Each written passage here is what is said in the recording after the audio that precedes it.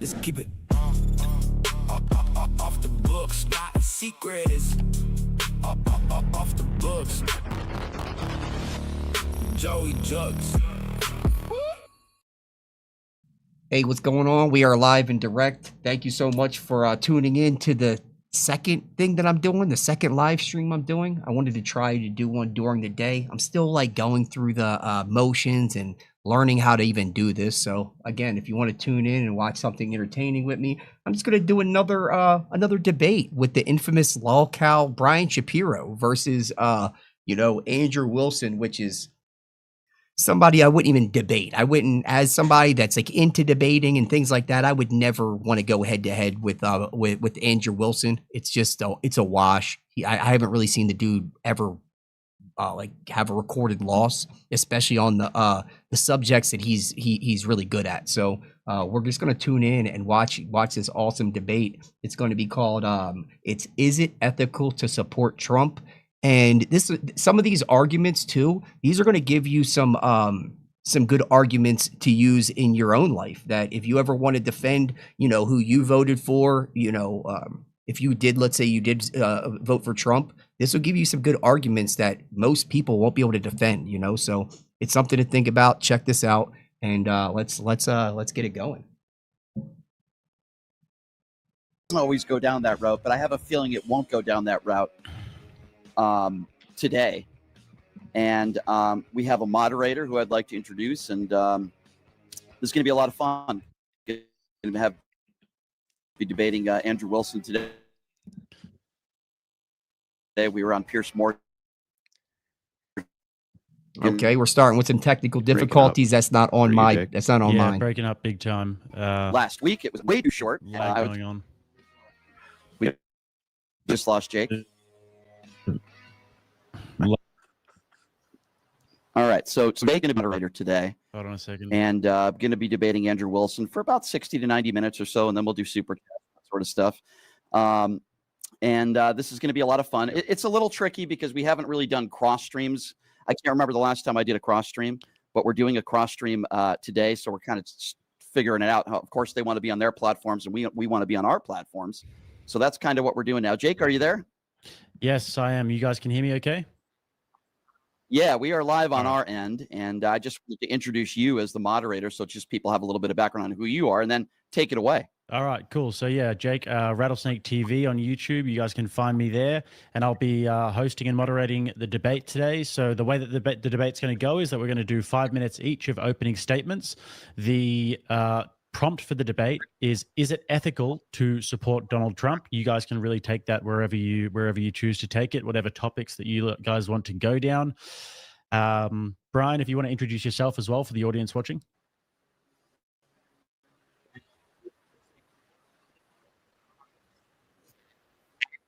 Are you getting a lag as well, Andrew? Did I lose Andrew there first? All right, there's technical difficulties on their own there, stuff. Brian, I think. Oh, there you go. There you go. I got you. Yep. So if you're back, do you want to introduce yourself? Okay. Yeah, sure. So for those of you that have not heard of me before, that are on Andrew's side of things, my name is Brian Shapiro. I've been doing political talk radio for about 8 years, been doing radio for 22 years total. I am not a liberal. I am not a Democrat. Not that there is anything wrong with that. But I am a registered independent that is extremely anti-Donald Trump. I certainly lean to the left on social. He always goes back to he's a registered independent. The dude is a full-blown progressive liberal. He defends no conservative talking points. He just, I don't know why, but he always says he's an independent. I'm an independent. He's not an independent. He's a full-blown leftist. Issues. And I love good debates. Anything from doing Pierce Morgan a couple times a month. I've been doing his show for a while now, and Tim Pool, I do his show. And, I love interviewing all different types of people. I think like Andrew, I would rather talk with people that I disagree with than just have a love fest and talk with people that I agree with on everything. Yeah, I mean, I think Donald Trump is a threat to democracy. I think he's a despicable human being. And I think he's an embarrassment to this country. And I'm sure we will get into that. But I also thank Andrew for willing to sit down and have this sort of debate. I think it's great, and I appreciate him doing that. And I think we need to do more of this stuff. I think there's too many people on both sides of the aisle, quite frankly, that are afraid to have these kinds of debates. So with there, I'll leave it to Andrew. Yeah, my name is Andrew Wilson. I'm the host of The Crucible. I'm what you would consider a far right-winger and Christian ethicist, and you would consider me a Christian populist or a Christian nationalist.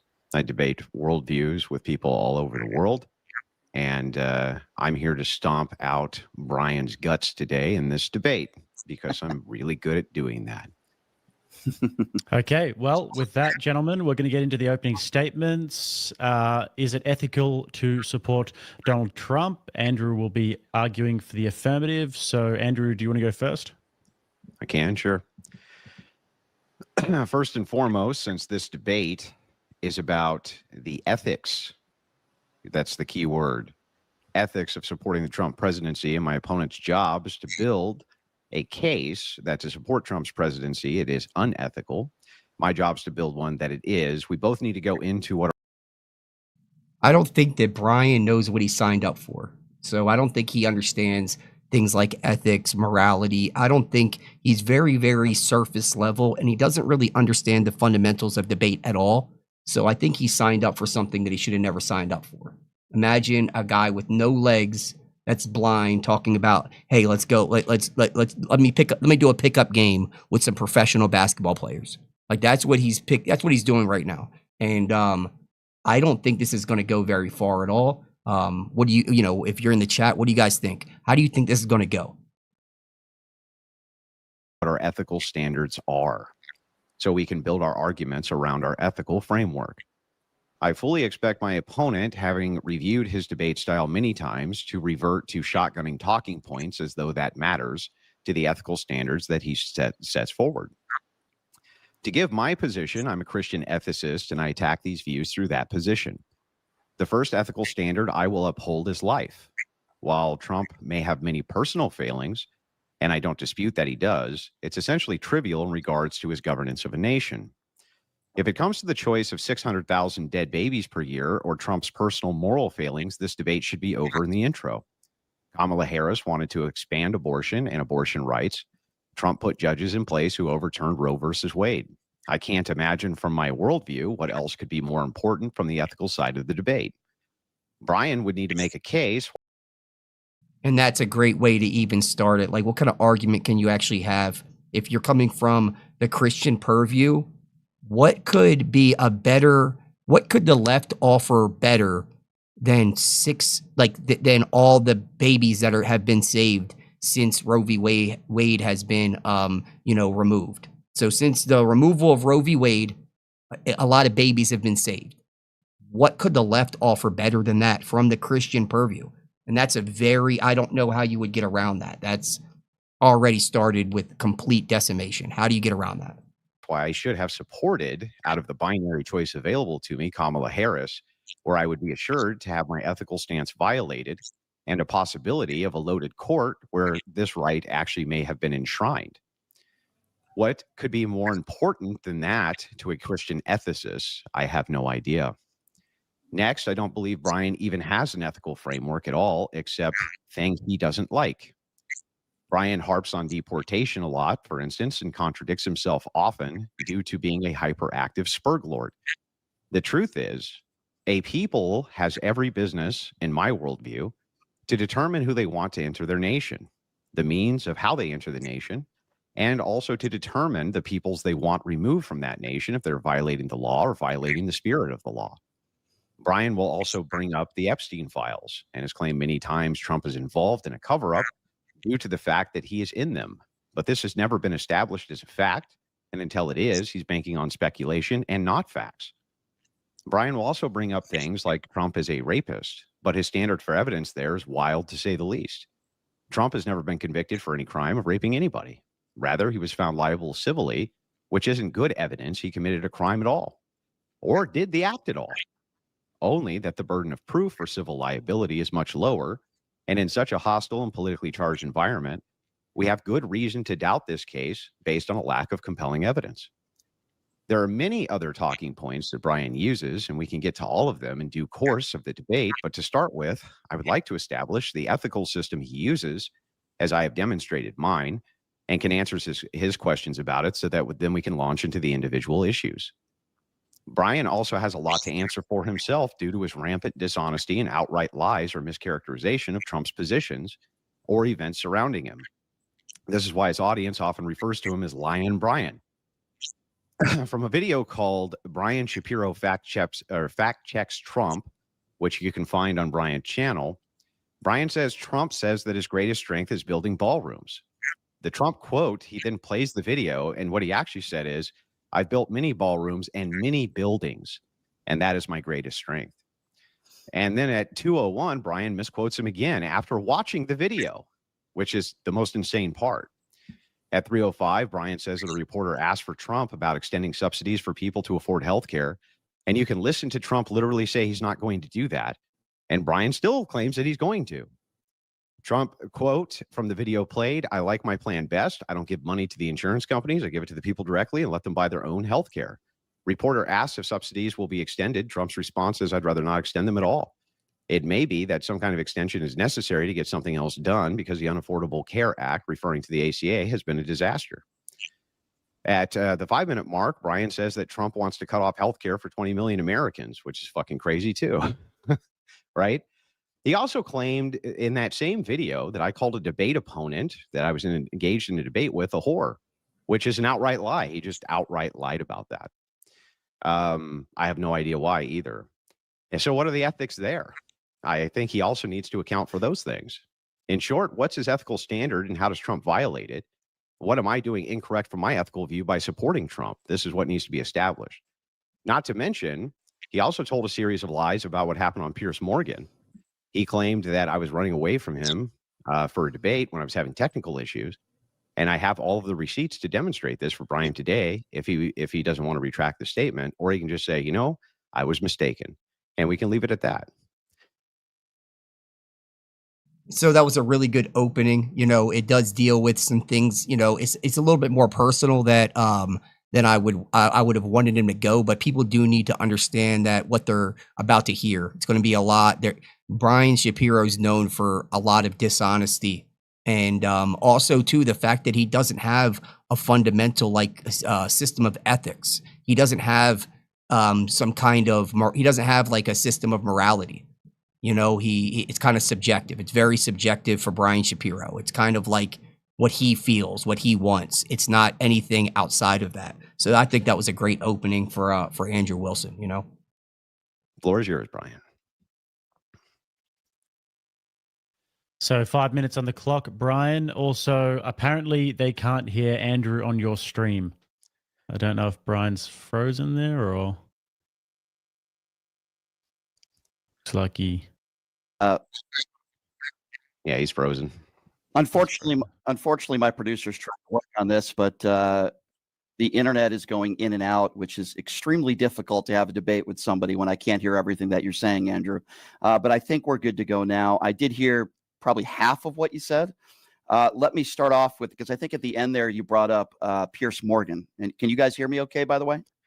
Yeah, the two criticisms I brought up was the first thing you claimed that I called a woman a whore during a debate, which I did not do. That was a complete fabrication. And then the second thing was that you had brought up that I was running from you in a debate, which I was definitely not. Let me address that. So let me address that first. For those of you that are unaware, me and Andrew were on the Piers Morgan show last week.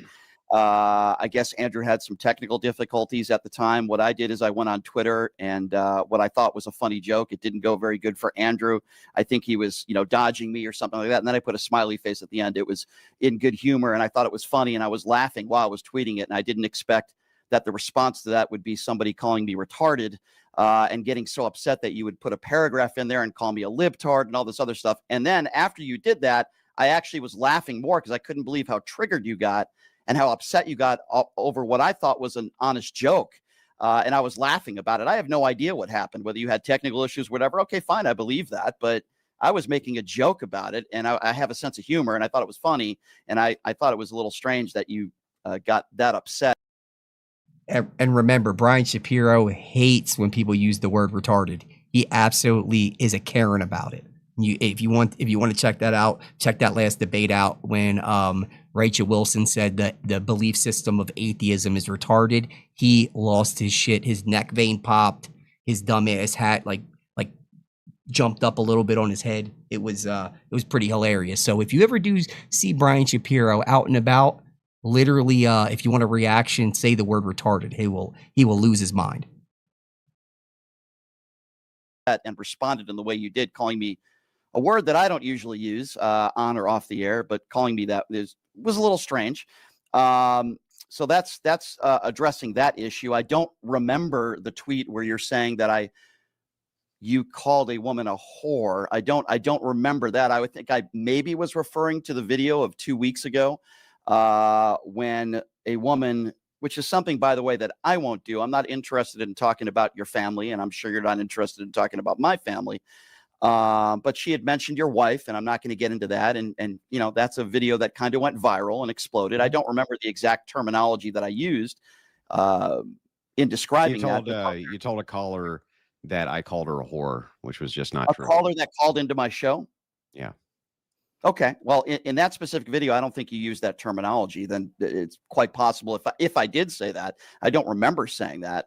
But if a caller called in, you know, I'm on the air 10 hours a week. Sometimes I would imagine I could mischaracterize things, but I do think that you were extremely triggered. I think even you would agree with that in that specific video. So you made a lot of judgments in about 5 or 6 minutes about me, about what I'm going to say. You brought up Kamala Harris, which to me has absolutely nothing to do with what we're talking about, which is Donald Trump. In this specific situation, his character, his flaws. Yeah, I am going to bring up the Epstein files, and but I would ask you this question. Can you give me one logical reason why they have put Maxwell in a Club Med facility, allowed her a puppy, and have given her preferential treatment at the hands of the Donald Trump administration? Can you give me one logical explanation and reasoning behind they did that? Can you also explain to me Hang on, why? 1 point at a time, Brian. Okay, why would they do that? So we're ceding the opening statement time. Let's just get straight into back and forth. Okay. Why would they do that, Andrew? Yeah, so a good logical reason for this would be that they want to get more information out of her as to what's going on between these various cases. That could be one logical reason.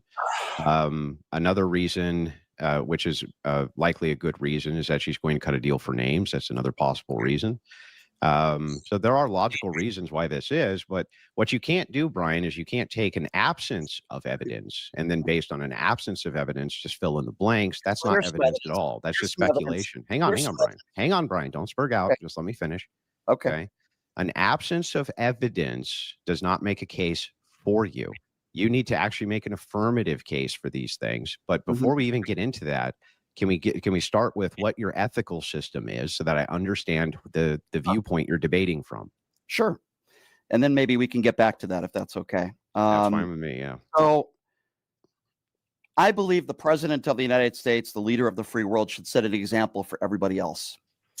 I believe if you're the president, you probably shouldn't be attacking POWs and Gold Star families and attacking women on looks. You shouldn't be calling journalists names, and you shouldn't be hurling out second-grade insults. I believe that the president is at a higher standard than you and me and every regular, everyday American. That's not an ethical system, Brian. Okay, that's just your opinion. I'm giving you my opinion of what ethical standards are. Yeah, not do you have an ethical system, Brian? Not taking advantage financially of your these position. Are opinions, though, Brian. No, it's not an opinion. No, it's not an opinion. What's the ethical system, Brian? My definition, which I am giving you, of being an ethical being. Okay? I'm sorry. What? Okay, I heard something in the background. I don't know what that was. My definition. You're asking me. He's asking him something very fundamental, like where your ethics come from. For you to say what is good and what is bad, where does that come from? What's your ethical system? Meaning, is this just subjective? What makes it unethical to vote for Donald Trump? And I'm pretty sure you guys see where this is going.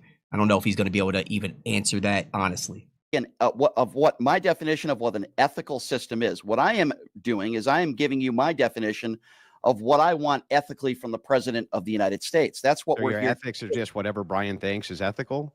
No, my ethics, I think, are what most of the population thinks are ethical, which is don't cheat on your wife. Don't be, So he's appealing to like the population. You know what I mean? He's appealing to like, oh, if a large amount of people think that something's right and wrong, that's what makes it right and wrong. And it's like, that just doesn't hold water. If you're in a country where the majority think it's okay to marry and marry 9-year-olds, does that make it okay? That's the point. So this stuff it's not holding water, dude. don't be a liable sexual abuser. Don't steal money from your position of power, which is exactly what Donald Trump is doing. I think these are very standard things that most But Brian, let me show you the problem. Let me show you the logical issue here. All you're giving me, you're just reiterating for me the things Brian thinks bad. I get that. Brian doesn't like these things. You're not actually giving me an ethical system from which you're making these judgments. So for me, I'm using Christian ethics. That's informing my ethical judgments. Okay, well, Hang on. That's how I'm able to come to these views. You have some kind of ethical system which allows you to come to these views. What is it? I would say very basic stuff that you would read actually in the Bible. Don't steal. So the Bible is your ethical system? Well, I'm doing it so hopefully you can understand where I'm coming from here. This is very basic stuff, and I'm shocked that is the Bible your ethical system, or isn't it? I'm not a religious person, Andrew. You are. What is your ethical system, Brian? I'm telling you, it's very, very basic. What? And a lot of the stuff you would probably read in the Bible. Don't cheat. Don't steal. These are very basic things of anybody, let alone the president of the United States. Brian, those are things you think bad. I'm asking for what makes them bad, other than Brian thinks they're bad too, right? Yeah, you've already rejected biblical ethics and Christian ethics. You've already said that you hate. So again, the guy already rejected biblical ethics. He doesn't follow them, but in this debate, he's saying that's where my ethics come from. So he's picking and choosing, which shows that this is subjective morality. It would be subjective if he's saying, hey, I pick some up from the Bible and then others I make up. It's like, okay, that's still subjective. Hang on. You already said you don't believe those things. So Brian, what does Brian use to make value assessment, ethical judgments? What is your ethical system? So I didn't say that. There are some things in the Bible that I do believe. I didn't say that you got a cannonball. Disagree with everything that's based on what, though? Based on what? What is the ethical system you're using, bro? What is it? I'm confused that here I am telling you, because this debate is not about my definition of what my ethics system is. It's literally about ethics. The literal debate is about, is it ethical to support Trump? And he's like, this debate isn't about my ethics. It's like, that's what the prompt is. That's what we're debating. Hold on. It's about Donald Trump, why you support him, why I don't, where we disagree. We can talk about ethics. That's fine. I don't think Donald Trump has them. And you could say you disagree with me based on your religion. That's fine. The debate's literally on ethics, Brian. It's on the ethics of supporting the president of the United States. I need to know what your ethical system is. What is your ethical system? And I'm giving it to you. Okay, and I'm giving you a basic standard of what I expect from somebody that would have basic ethics. That's the president of the United States, which is, as you interrupted me earlier, don't cheat, don't steal, don't lie. Those are the things that Donald Trump has done. But why? Why would those be bad? Like, he's not understanding. Like, I'm watching this and he just said, don't do these things. But why? What makes them wrong? What makes them immoral? What makes them bad? And I don't know if he's going to have the ability to explain why. And some of those things he continues to do every day. I can't spell it out. Brian, what I'm asking isn't about what you think that Trump is doing that's bad. I understand you believe Trump is doing bad things. I understand that.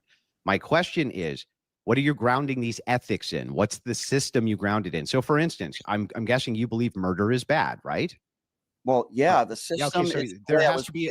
But you The have way a I was raised. reason. You have a reason why you Sure. think murder is bad. Yeah. What is the reason for that? What is the reasons? Well, you're talking about breaking the law. That's very different than some of the things that I'm referring to. We could also talk about breaking the law. Even if murder was lawful, wouldn't you still be against it? I'm against any innocent person being hurt in any way, shape, or form. It's Yeah, the way I right. was So raised. there's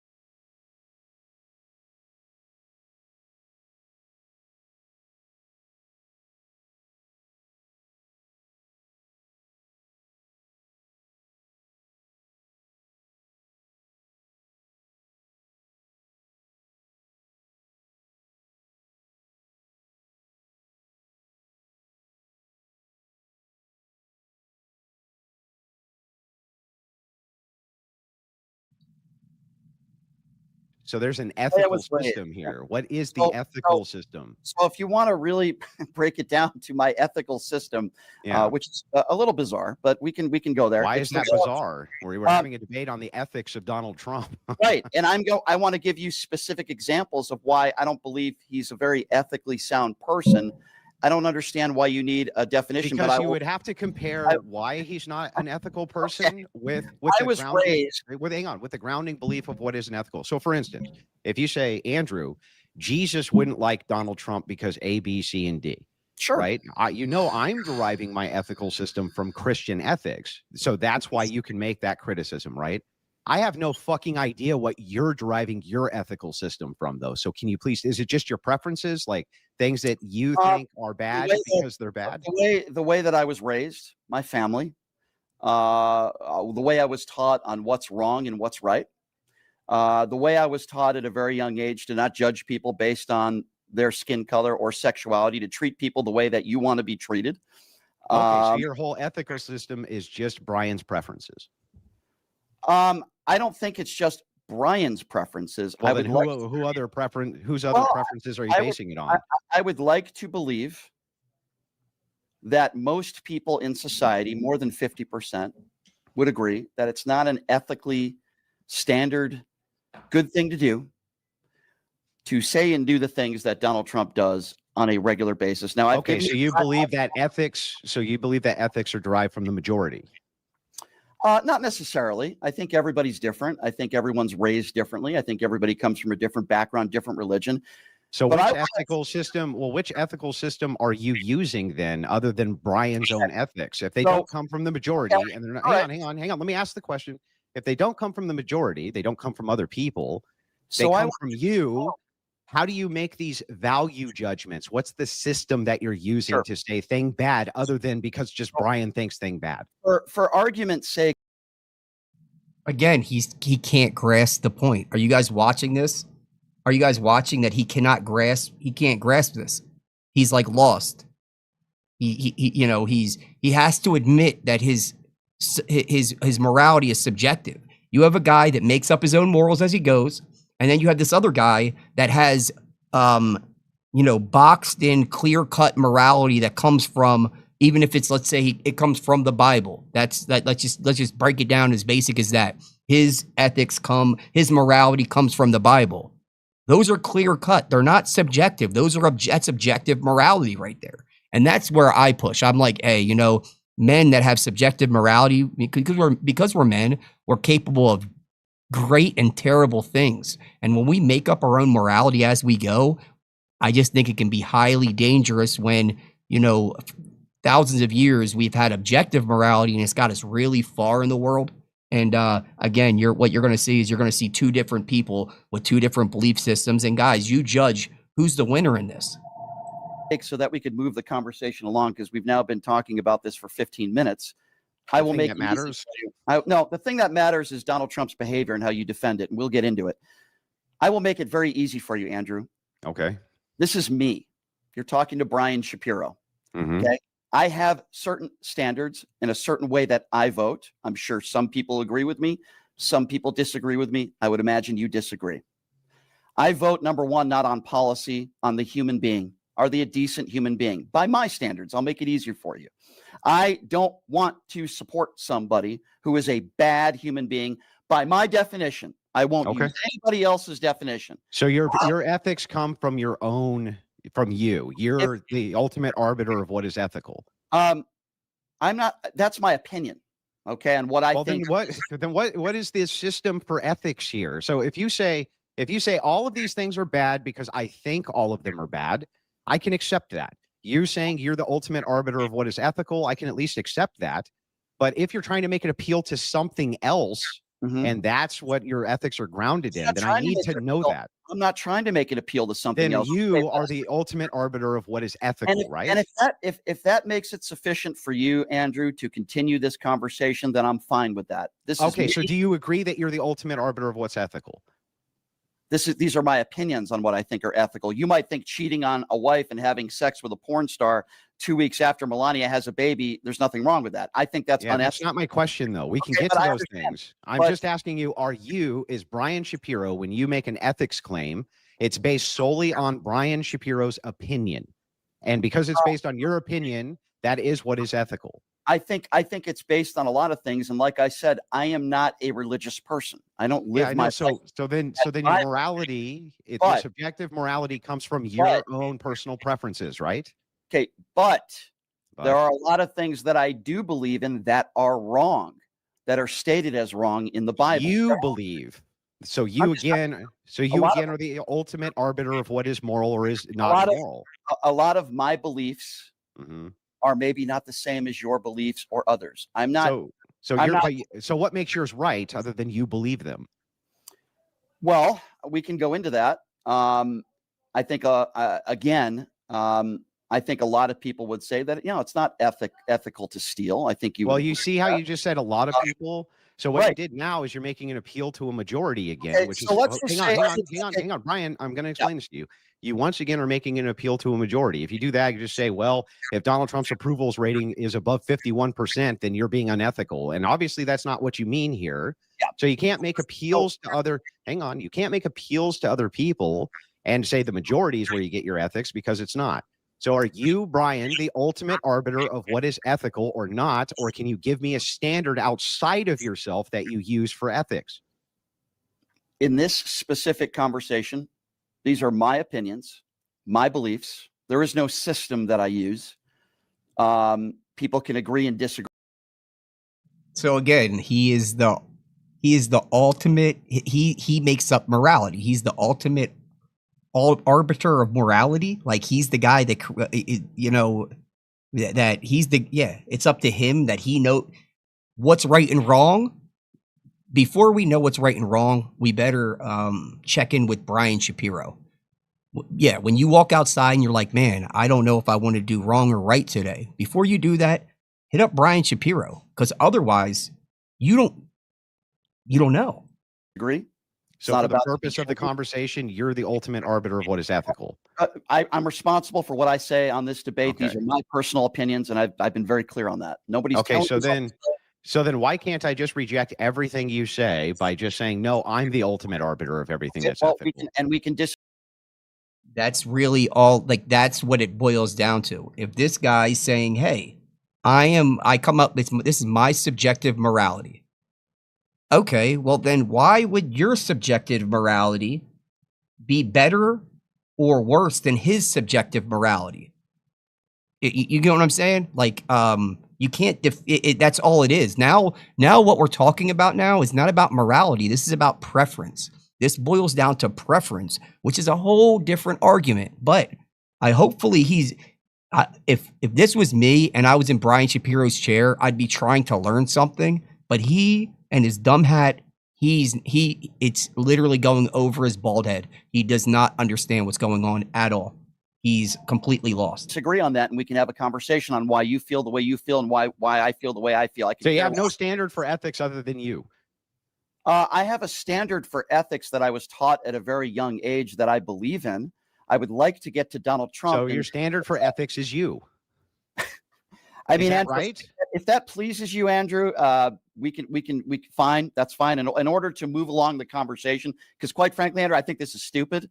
I want to I'm talk. sure you do. You don't have any basis or grounding to make criticisms outside of yourself. I have a lot of basis that I would like to get into with you. I would like to talk about Donald Trump. I would like to talk about his behavior, and I could give two craps what system you think I use or what I don't use. I want to know how you can support a man who attacks Gold Star families, a man who attacks POWs, a man who's in a $1 billion crypto scandal. I want to know how you wear that Christian cross around your neck and support this guy who is the ultimate sinner, who lies on a daily basis, who literally, in my personal opinion, along with Pete Hegseth, are committing murders, okay?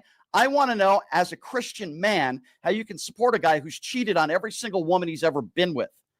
I want to know, Brian, okay, hang on, that's fair. No, hold on. Okay. I'm not done yet. You're going to keep shotgunning? You're going to keep shotgunning? Hold on a second. You did a 10-minute monologue. The least you could do is let me finish. I didn't do a 10-minute monologue. Let me finish. Go ahead. I want to know what your system is, where you think it's okay to support a man who's a liable sexual abuser, a 34-count felon, and a guy that literally hurls second-grade insults at journalists, which you defended on the Piers Morgan show. Now, I really don't care what your ethical standard is.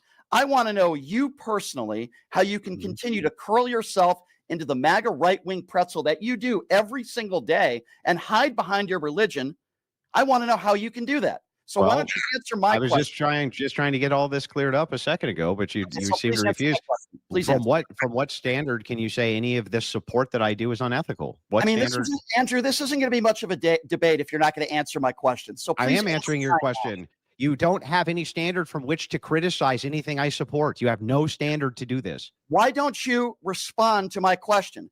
I am responding to your question. You have no standard. You have no standard from which to make a criticism. You have no ethical standards from which to make a criticism. This is how you debate. You charge people $250.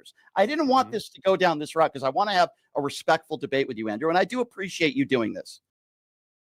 Now it's time for ad hominems and personal attacks. Let's go. But I'd like to have a real debate with you. This is a real debate.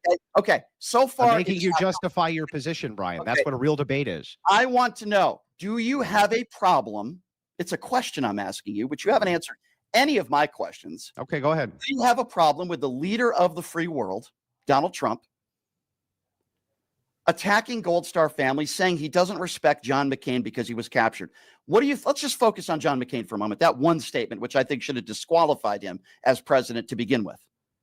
Are you okay with a man running for president attacking a POW, saying you don't respect him because he was captured? I tend to respect people that were captured, that weren't captured. Are you okay with that?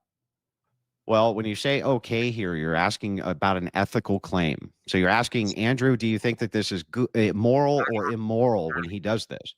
What we have not clarified is what moral or immoral is, other than a Brian value. It's a good point, Cannonball. So if you're just asking me, hang on. So if you're just asking me based on value judgments of preference, do you have any issues with X thing? Then I could just always say, no, you have no standard from which to criticize this. Do you understand that? I do understand what you're doing here. I do. I'm asking you as a human being, which I'm pretty sure you are, how you are okay with, or maybe you're not willing to admit it. Are you okay with someone in power or somebody that is running for president that would attack somebody for being a POW for 5 years, regardless of what your opinions might be on John McCain? Yeah. So let's say I have an issue. With almost everything Trump has ever done or said out loud. From my ethical purview, what could be more important to a Christian ethicist than the topic of abortion? From our view, from our world, hang on, from our worldview, that is the most important issue. We actually think that you're killing human beings, right? Hang on, Brian. Listen, I'm going to answer your question. I'm answering it. You just have to listen, and then you'll understand. It wouldn't even matter if I had an issue with almost everything Trump has ever said out loud. That wouldn't even be an issue. If it is the case that you can name anything which would trump, from my worldview, 600,000 children getting murdered yearly, because from my worldview, that's what we believe. That's my ethical system believes that.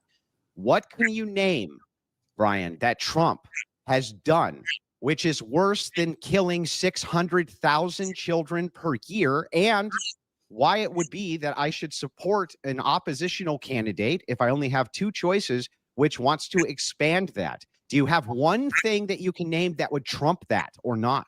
Yeah, I'll get into that, but I just want to explain to the audience, because this is very disappointing, Andrew. You charge $250 to give advice to people on how to debate. I don't give advice. Okay, my question had absolutely, I'm happy to talk about abortion with you. I think it's a very fair conversation to have. My question had absolutely nothing to do. I'm granting your whole argument. Hold on a second. Hold on a second, Andrew. Andrew, hang on. Andrew, this isn't Pierce Morgan. Hang on a second. Okay. Go ahead. My question had nothing to do with abortion. It was a statement that Donald Trump made. You could either say, I don't have a problem with it, or I do. Then we can talk about the abortion issue. Ryan, I'm granting all criticisms of Trump that you say are true. I'm granting it, literally granting it for the purpose of the argument. If that's the case, though, and you're saying that it's unethical for me to support his presidency, then he would need to give me a compelling reason past 600,000 aborted fetuses a year, which are human beings. You would have to actually.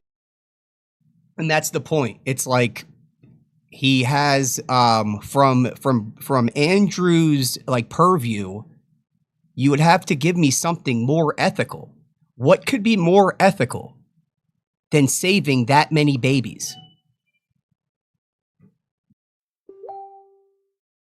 Hang on, Brian, stop, Brian. Listen, you would actually have to give me a compelling reason that is an overage of that to then make the claim that it would be unethical for me to support his presidency over the alternative.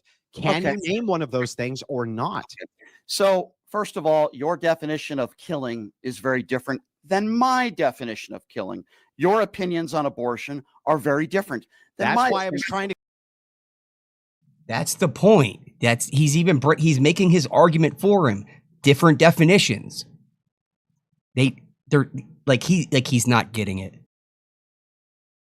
Clarify our ethical systems in the beginning. You remember that? There are over 60% of people in this country that have been polled, Republicans and Democrats, that think that abortion should be legal across the board. Yeah, now, but you're just appealing to the majority again. I'm talking about me. My definition of a kill is different than your definition of a kill. For example, if a 13-year-old girl is raped and her family decide that they do not want to have that baby, I do not consider that abortion to be murder. Now, in most states in this country, abortion. Like, again, from the Christian purview, let's just say, okay, if you believe that abortion is murder, let's just say you believe that abortion is murder, what can the left offer better than 30,000 to 60,000 unborn babies being saved since Roe v. Wade has been overturned? Because that's what the stats are right now. The stats are 30,000 to 60,000 babies have been saved. Unborn babies have been born that would have otherwise not have been. What can the left offer that would be better than that from the ethical worldview? From an ethical worldview that's not subjective, that's objective, which would be a Christian Christian worldview. If you come and you see it from the Christian worldview that abortion is murder, right? Since the passing of Roe v. Wade, or since the overturning of Roe v. Wade, which Donald Trump had a direct hand in, right? Without Donald Trump, there would be no overturning of Roe v. Wade. What can the left offer better than that? And what it comes down to is anybody that sees things like this, right? And if you're at the Thanksgiving table with your liberal aunt and she's yapping on about random things with your transgender nephew or whatever niece, any of this kind of stuff, what you can do is you can say, hey, like, there's nothing that the left can offer me, regardless of what Donald Trump does in his personal life, no matter what him cheating or whatever. Guess what? Since Roe v. Wade has been overturned, 30,000 to 60,000 babies have been born that otherwise would not have been. What can the left offer better than that? What could me voting for a Democrat, what would be better than that? And guess what? It would be complete crickets. abortion is legal. There are some states where it is not. There are a few states where abortion, no exceptions. My definition is different than yours. We can get back to the abortion issue, but going back to my, and by the way, if you want to talk about your definition of 600,000 kills, well, I could tell you this, Andrew, 20 million people are going to lose their health care coverage, Medicaid. Many of those people rely on that health care coverage because they cannot afford health care. Are 600,000 of them going to die, Brian? Let me finish, Andrew. Okay, go ahead.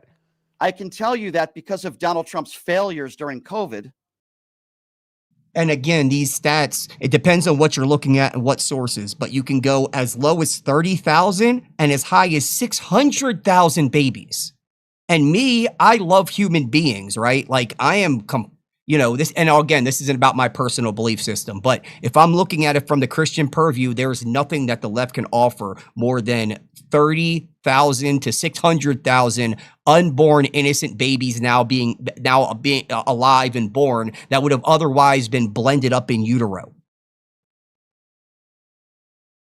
He is partially responsible for millions of people that died. He did not take the virus seriously. He turned his COVID press conferences into campaign rallies. He talked about injecting yourself with disinfectant. A lot of people died, Andrew. And I'm not saying every single person died of COVID because of Donald Trump, but I can tell you a lot of people did die because Donald Trump and many of his stupid supporters did not take the virus seriously. They still don't. I almost died from the virus. And as I was in the ICU for 2 weeks and I almost died of COVID, I had to listen to people on the right talk about how this was a hoax, that it was fake, it wasn't real. This has nothing to do with any points that are being made, Brian. It does, because you're talking about people that are being murdered. I would imagine the unborn. Again, my definition of a kill when it comes to abortion is very different than what your definition. Okay, what is it? Here's the difference between you and me. What is the definition then of murder for you? Especially when it comes to this issue. Okay. I don't tell people what to do. I don't want to tell people what to do. If you, Andrew, want to have 100 kids. And Andrew Wilson is not sitting around telling people what to do. He's just defending his belief system. And what for some reason he believes that when somebody that could be a Christian could be defending their belief system, they're telling people what to do. Telling people what to do is totally different than saying this is what I believe and tell me how to refute what I believe. And that's the problem. Brian is completely just disagreeing, but he's offering no refutations. And like what we say here on Off the Books is a disagreement without a refutation should be completely and fully disregarded. And yeah, exactly. Danny, you're right. The dude has the same hat. Where do you buy a hat like this? Like right now, if I wanted to go buy this dumbass hat, where would I find this dumbass hat? At a costume store? What is this? Bagger Vance? Where do you get this dumbass hat? And what you couldn't? How much money would somebody have to pay you to use that as your part of your daily ensemble? How much money? That's a hat for like a Reddit mod. That's a Reddit mod hat. He's the meme. I wouldn't recommend it, but you're welcome to have 100 kids. I'm not going to tell a woman that she cannot have an abortion. It is a fundamental difference. Now, late-term abortion. Are you going to tell a serial killer that they can't be serial killers, Brian? You are comparing, which is beyond asinine, with all due respect, a serial killer going out there and killing people in society to abortion. My definition of consider. Like he's not getting it. From the Christian purview, we consider it murder. How about this? If there's a woman right now that you can find in a Vice story that's addicted to abortion. She gets like 4 or 5 abortions a year. From that purview, guys, would a Christian not consider her a serial killer?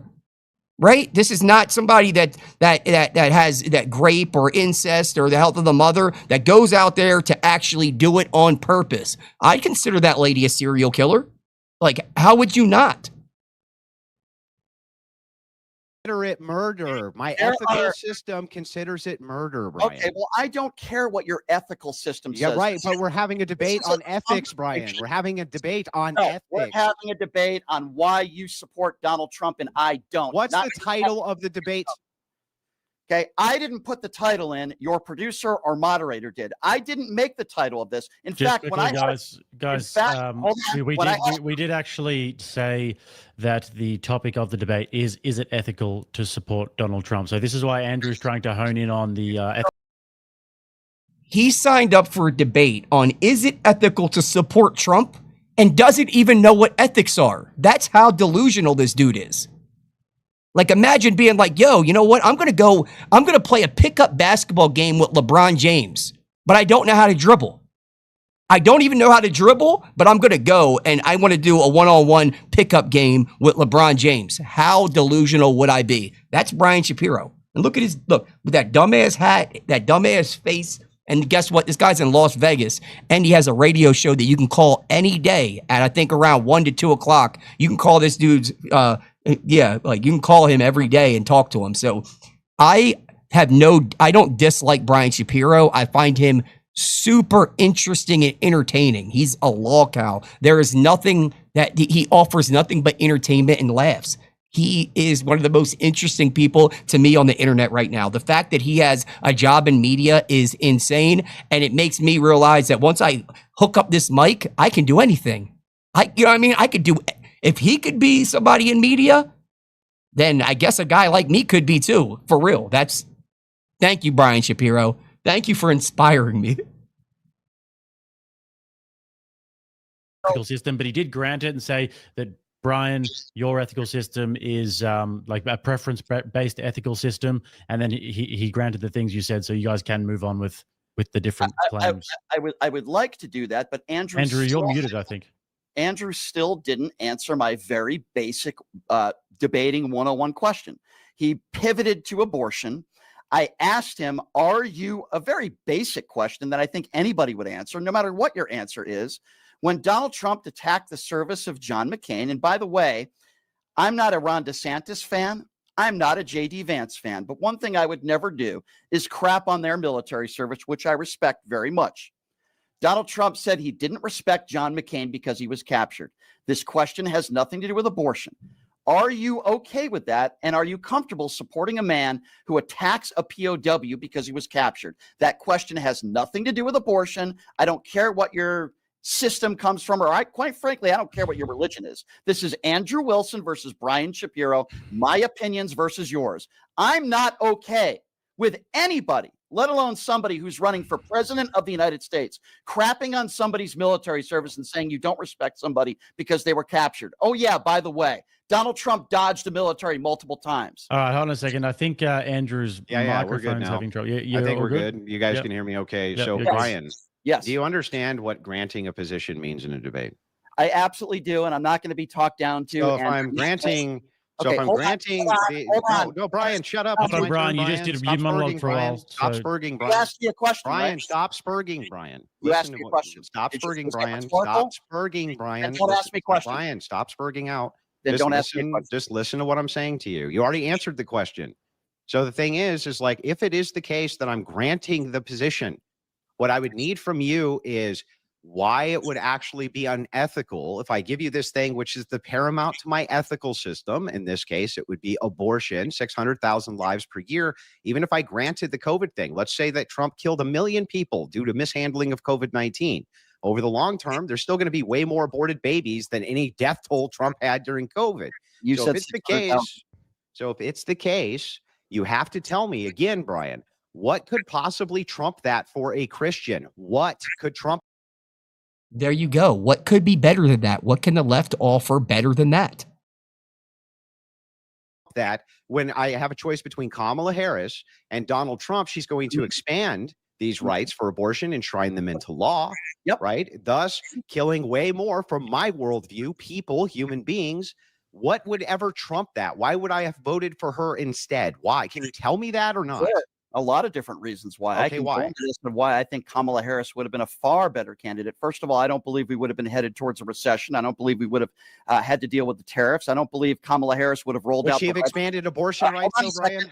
Andrew, it's my turn now, right? Would she have expanded abortion rights? Andrew, smoke a cigarette. Can you answer the question? Would she have expanded abortion rights? Andrew, you don't get to just ask a question. Would she have expanded abortion rights, Brian? Okay, so Andrew, you're supposed to be the master debater. That means let me. I just want you to answer one Guys, question. if we keep on going back and forth like this, we're going to need to do a cross examination. So maybe 20 minutes each. Do you guys want to do that? 20 minutes each of cross examination, or do you want to just answer each other's questions? I would like to finish answering Andrew's question before he asks me another one. He asked me about Kamala Harris, right, Andrew? You asked me why should I have voted for her over Donald Trump? No, that's not what I asked you. He asked you why from his perspective. Listen very closely to what I asked you so that you understand what I'm saying to you. From my Christian worldview, abortion is murder. It doesn't matter what you think, Brian. It matters in this case what I think. That's my worldview. That's my interpretation of the world. Okay, that's my ethical system. Yours is based on whatever Brian thinks, right? So it's just as valid for me, I guess, to say whatever Andrew thinks. Sure, fine. I consider each of these things. I consider each abortion a murder. I consider each abortion a murder. So if that's the case, there's 600,000 murders per year going on inside of this nation. Trump moved to overturn Roe v. Wade, thus moving the goal to cancel the idea of women being able to have abortions. Kamala Harris was going to expand this and enshrine it, meaning that over the long term, over many, many, many years, Kamala Harris, from my worldview, would have killed a drastically higher amount of people than anything you could ever pin on Trump, including COVID. If that's the case, what would be the compelling reason over that from a Christian worldview for why I should have voted for a woman who would expand that? That's my question. So if it's going back to the abortion issue, which obviously we disagree upon, and you move the goalpost, as I said, millions of people died of COVID. And I think in part because of Donald Trump's lack of leadership during COVID. And your response to that was, well, more people would have died in the future from abortions. And you used the term murder. I fundamentally disagree with you on that issue. We've established that, Andrew. I disagree. I don't think abortion is murder.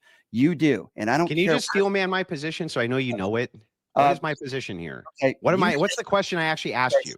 Okay, you think abortion is murder, clearly. And when you say that Kamala and Donald Trump stopped the killings of unborn babies, you're trying to ask me the question, from my perspective, yes, why should I have voted for Kamala Harris?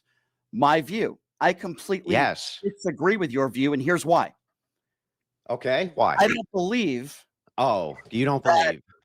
Well, that's what this conversation is about, Andrew. We're not. Well, I do believe, Brian. So where does that get us? I do believe, and you don't believe. Andrew, calm down for a moment. These are my opinions and your opinions. Okay. You can laugh and be very condescending and be a jerk and have a conversation. Okay, Andrew, which is it going to be? You can either I'm listening, Brian. Okay. I'm listening. Hey, here's the difference, Andrew, between me and a lot of other people you debate. I don't tolerate condescension. Okay, which is what you're doing right now. You're not better than me. Your religion isn't better than me. And quite frankly, I could care where your beliefs come from. Stop laughing. Stop being a jerk. And we can have a respect. Brian, do you understand? Do you understand? You keep starting. Do you even understand the ethical system? Stop. You keep starting the sentence with, do you understand? He's so offended. He's so offended right now. It's hilarious. You understand it. Hold on a second. Okay. You like to make it sound like you're smarter than everybody else, and you're extremely condescending. Andrew, I have news for you. You're not. Your religion doesn't make you better than me. Your system doesn't make you better than me. Stop the laughing. Let's have a conversation and stop being a jerk. All right. Okay? So I'm just going to quickly interrupt, guys. I just want to quickly say, so the debate prompt is obviously, is it ethical to support Donald Trump? And so we have to sort of pin on the other person why they are unethical for supporting Donald Trump based upon whatever ethical system. So Andrew has the Christian ethical system. Brian, you've got your own ethical system as well. And then the idea here is that we have to say why it's unethical for that person to support Donald Trump. And so here's my argument. My argument is very simple, and it has not been refuted. It's not even being engaged with. It's a very simple argument. From my ethical purview, which Brian can't dispute, right? Because his is all preference-based. Therefore, my preferences should be just as valid as his. I believe that abortion is murder. Brian believes abortion is not murder. Okay, great. We've established that. But what we're trying to do is determine whether or not the other person is doing a thing which is unethical. In this particular case, he would need to give me a more convincing argument than 600,000 babies dead per year and why I would support a candidate who would enshrine that as a right, as over the long term, this would create an insurmountable amount of death from my worldview of innocent lives. So until he can establish whatever that is, then the alternative of me supporting the candidate who is rolling back abortion and Roe v. Wade is the most ethical position from the Christian viewpoint. And So that's what I actually want him to contend with, and he just Sure. won't. I want to respond to how ridiculous this is. So let me just explain. Andrew has made the hard line case that abortion is murder, which obviously we've established I disagree with. And because your claim of Donald Trump stopping 600,000. Even right there where he's like, which I disagree with, I would have pressed him on, hey, can you just refute if that's like a thing? Like, again, a disagreement without a refutation should be disregarded. Do you think that Brian Shapiro could refute that abortion is that abortion's murder? Do you think he could prove otherwise? Do you think, Andrew, do you think Brian Shapiro has the skill and knowledge to refute that abortion is murder? Thousand abortions and saving 600,000 lives. Anything that Donald Trump says or does that doesn't rise to your definition of what abortion is to that level, then I'm defending my own position, and you can't beat me in this debate, is the most ridiculous. Let me tell you something. I've been doing this for like 20 It's years. an argument from incredulity. I need an actual argument, Brian. I have an actual argument, but Then you're give just it to me. you're going What to is hide it? behind your fake Christian religion. This isn't going to go the way you want Oh, it to. fake And Christian? I think you're a fake person. Yes, I do, Andrew, and I can give you examples as to why. Okay. I You thought want- so now we want to get personal, do we? This is I think this is a fake debate because you want to hide behind Christianity instead of just having. That's my ethical system, Brian. That's Well, my ethical system. My ethical system tells me that I don't like fake people that hide behind their religion. That's my system. I got it from my my system family. says that you shouldn't That's my hide behind your preferences. What are Okay, we established here? My preferences are I don't put on a fake Christian cross and defend a liable sexual abuser and a 34 count felon and then hide behind your abortion argument. He can't do anything as bad as killing. Can you give me an 600,000 argument? babies. Can you give me an argument? Sure, I will give is you it? an argument. is it? Let's start with a very basic foundation Okay. from a foreign affairs issue. So hopefully we can get off this abortion debate because quite frankly, it's tiresome. I understand. We're not debating abortion. We're debating ethics. Yeah, well, your definition of abortion is a kill, and it's your basis behind your entire argument. And I can't believe you don't even understand. That's the basis of my ethics, Brian. okay, You haven't well, given me any standard for your ethics. You have given me no I've standard. given you plenty of standards. No, you just say because I believe it because I believe it. That's your whole standard. Brian believes what he believes because he believes it. So, is it unethical to cheat on your wife? Is that unethical? From the Christian view, it is. Yes. Okay.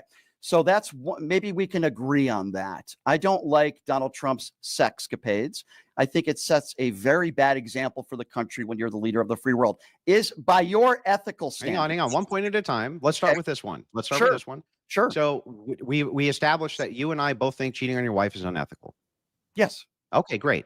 So the thing is, though, is that would it make me unethical to vote for a man who cheated on his wife if he did a policy, right, which valued a higher kind of ethical authority that I have? So in this case, guy cheats on wife 3 times, but also stops 600,000 people from getting fucking aborted per year. Hang on, Brian. Hang on. Why would it then be unethical for me to support that man for president? That's what we keep getting back to because you won't engage with that argument. You won't engage with it. We don't keep going back to that.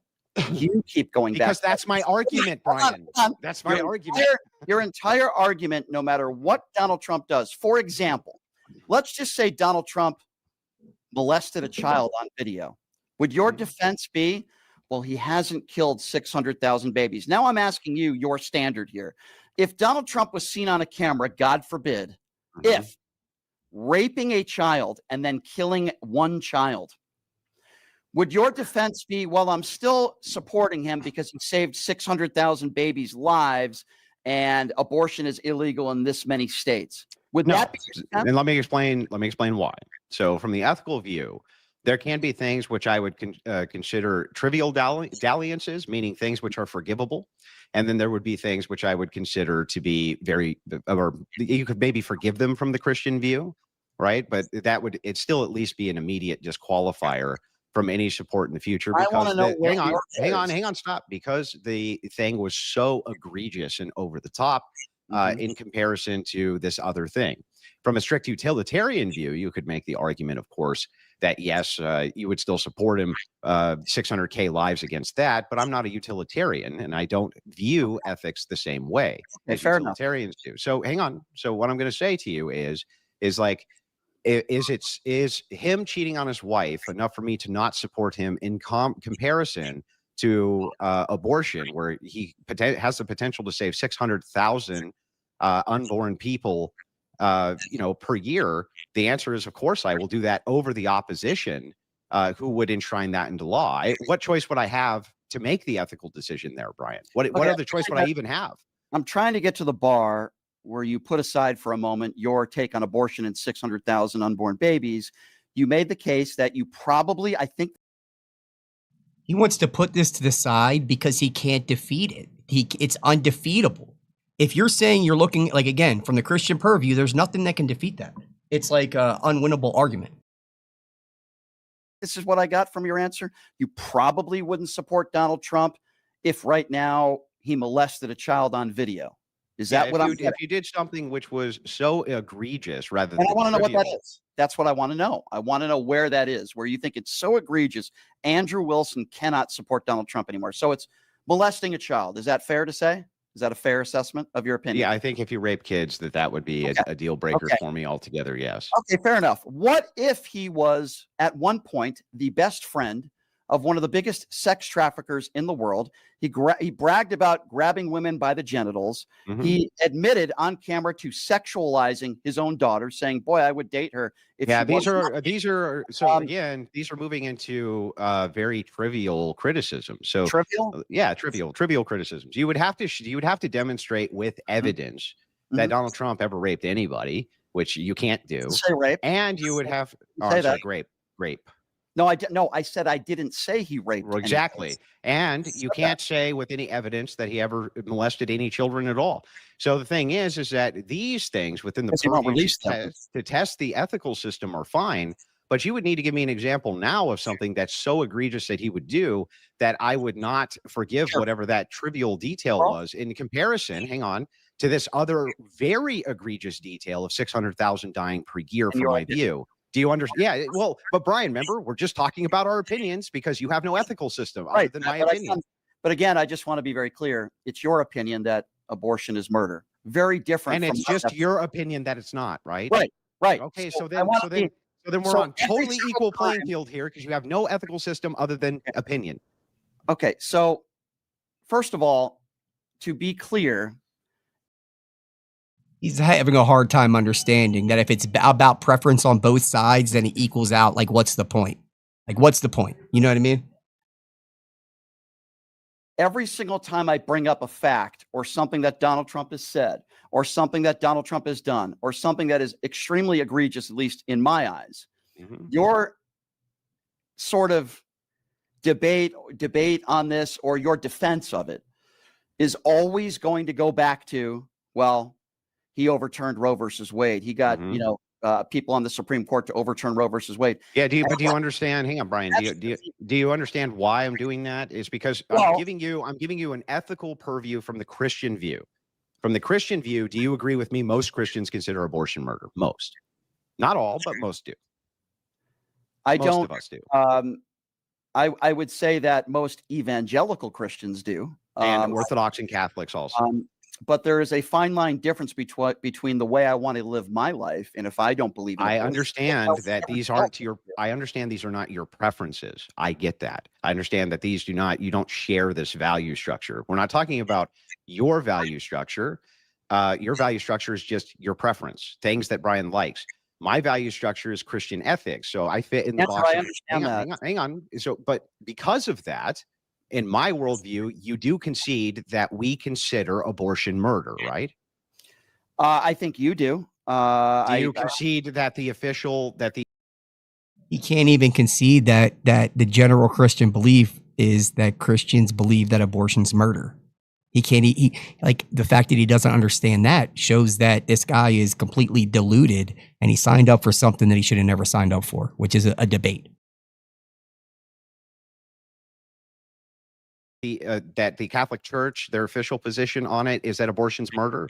I've spoken to priests that do not consider abortion to be murder. I'm not asking you what a priest says individually. I asked you what the official stance of the church is. I believe the official stance of the church is that what you are referring to. Yes, but, and it's the official stance of the Orthodox Church, which I'm an Orthodox. Hang on, not a Roman Catholic. I'm an Orthodox Christian, and most evangelicals share this view. So, from our ethical worldview, you're fucking these women are murdering people. That's our ethics. So if that's the case, when you ask me, Andrew, what about this trivial dalliance?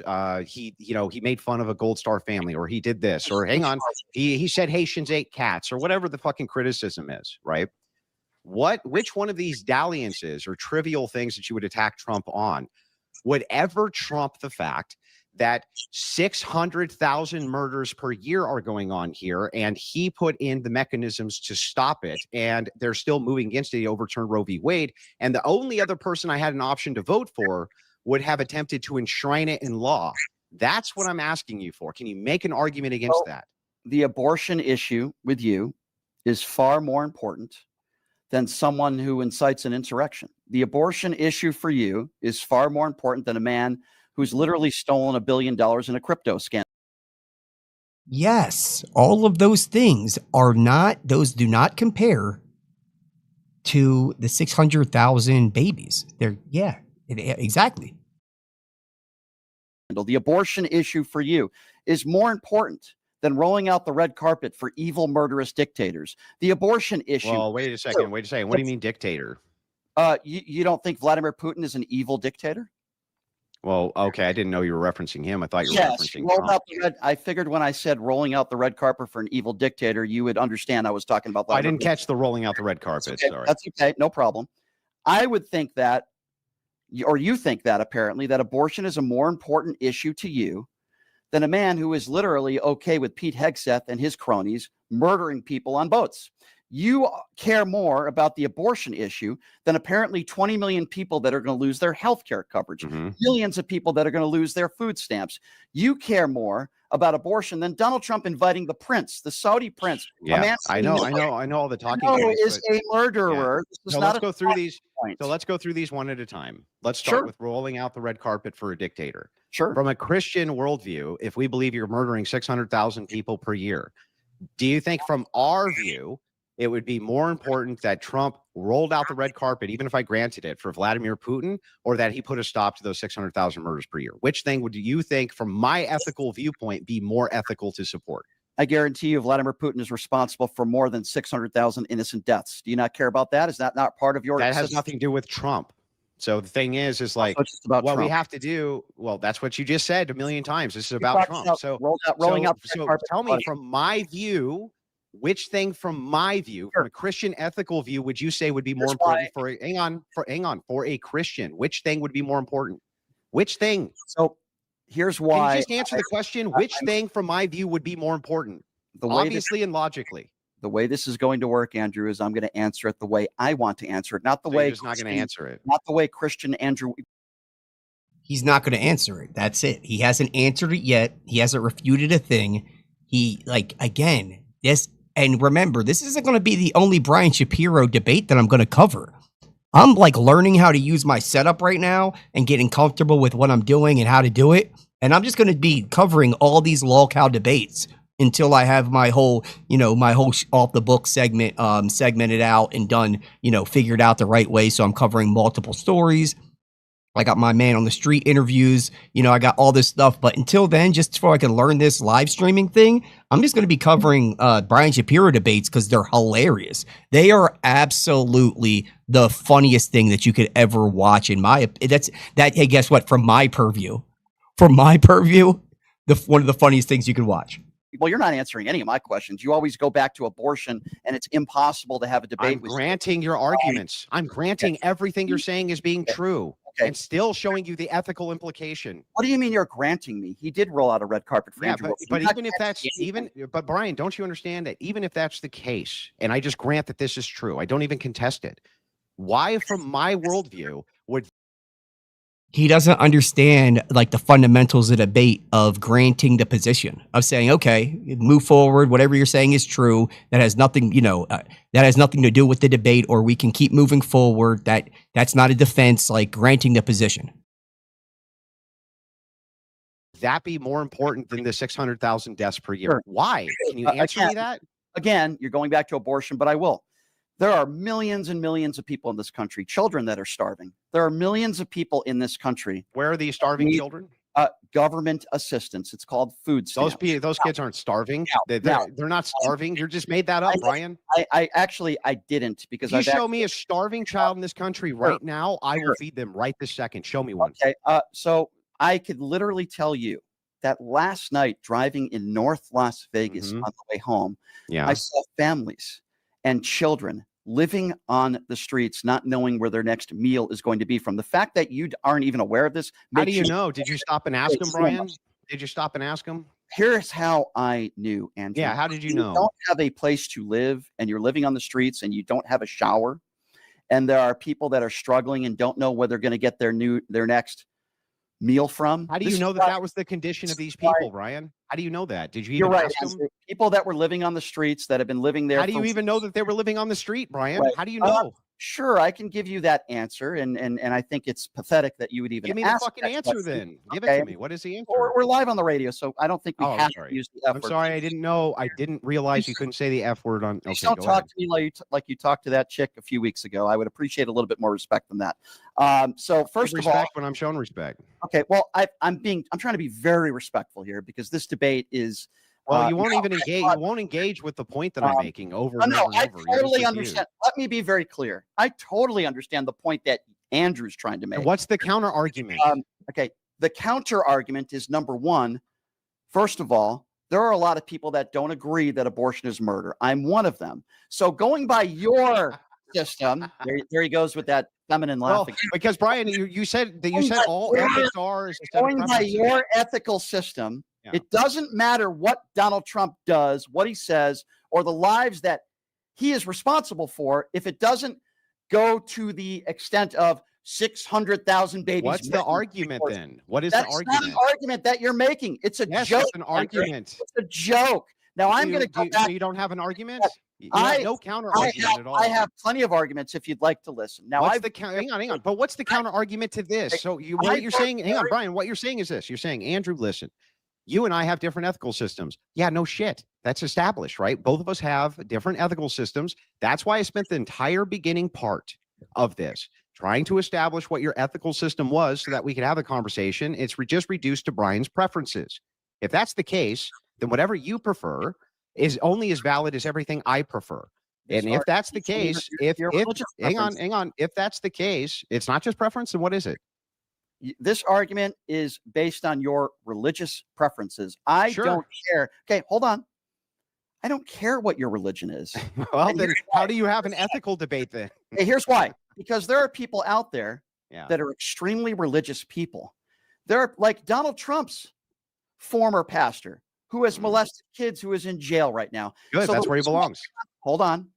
There are people out there that preach their religion every single day. They call themselves people of God. They go to church every Sunday. And these are some of the same people that cheat on their husbands or wives, that commit horrible crime.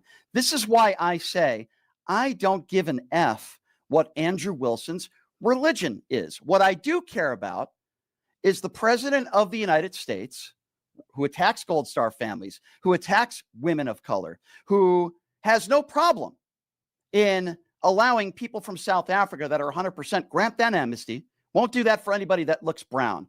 I care more about what the president is doing in this country and the fact that food stamps are off the table for millions of Americans, 20 million plus losing healthcare coverage. Now, if you want to continue to talk about your religious system, I could care less what that is. I want to know how you can continue to defend and support the man that is in charge right now. Okay, I'll tell you.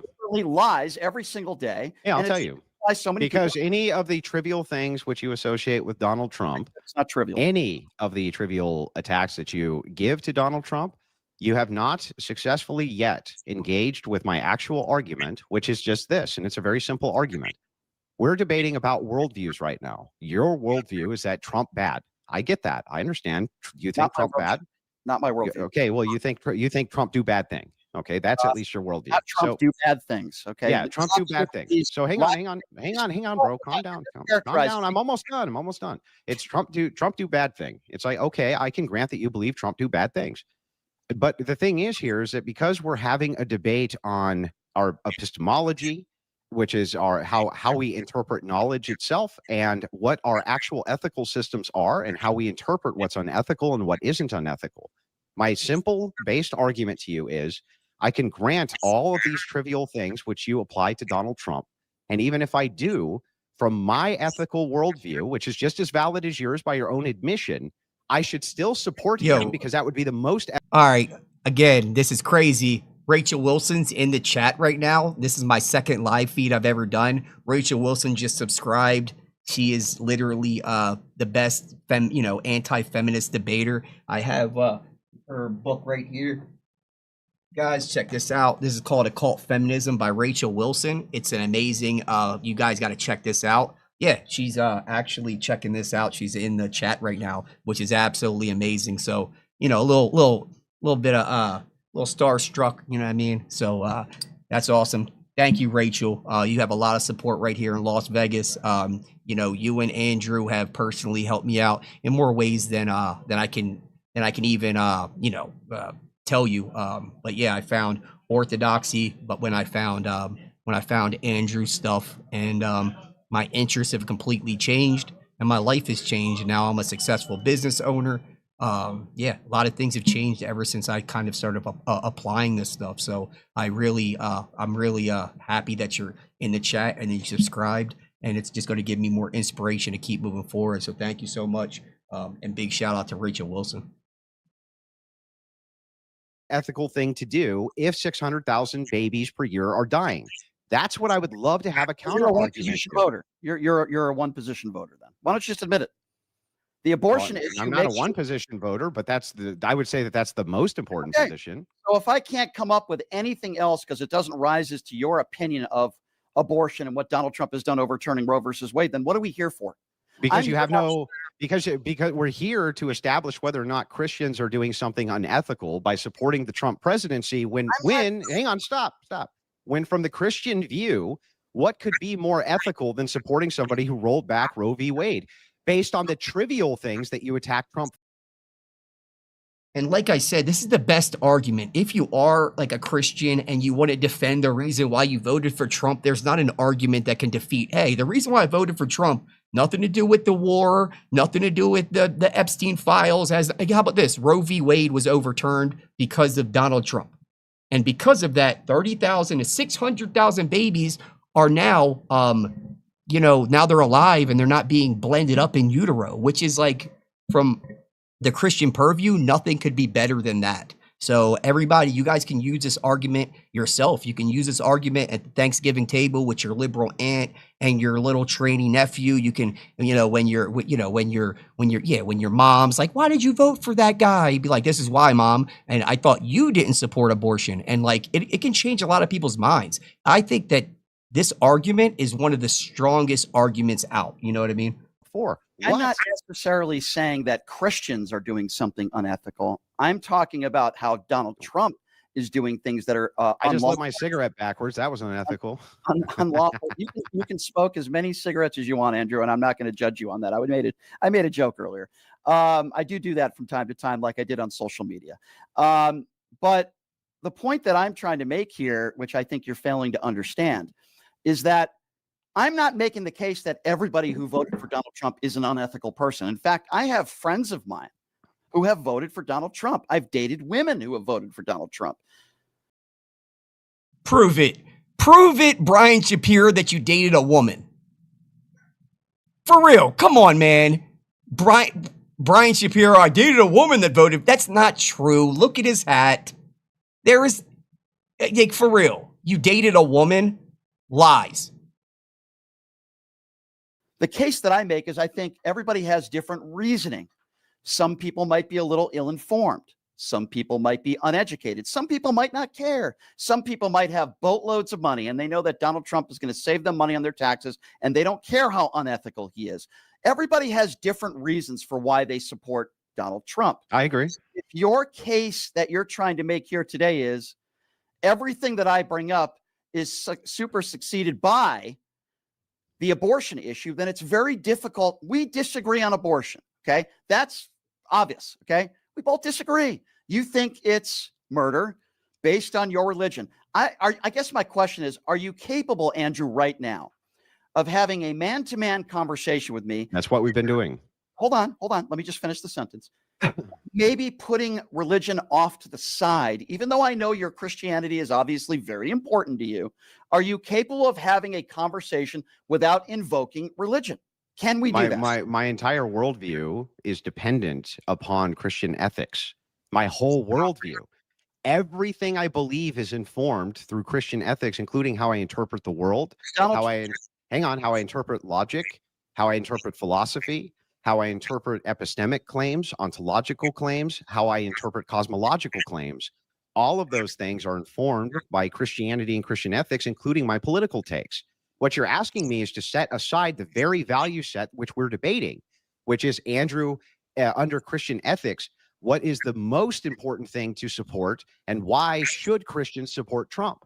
I'm laying out a very clear and concise argument for why I think the most ethical thing that Christians can do is support the candidate which is pro-life and has been successful in rolling back Roe v. Wade, which can save up to 600,000 plus lives per year over the long term. So hang on. So if you think, though, that Christians have some alternative reason that trumps that from the ethical purview, that's your case to make, Ryan. You have to make the case for why I'm wrong about what I think Christians should be doing. Let's talk about that. So you use the term pro-life, which I think is an absurd statement because most Republicans that are anti-abortion is the word I would use, not pro-life like you. As soon as that baby is born, Republicans continually vote against government programs that can help that mother raise that child, whether we're talking about maternity leave, welfare, food stamps, almost every, and by the way, Republicans have been trying to shut down unemployment benefits for years.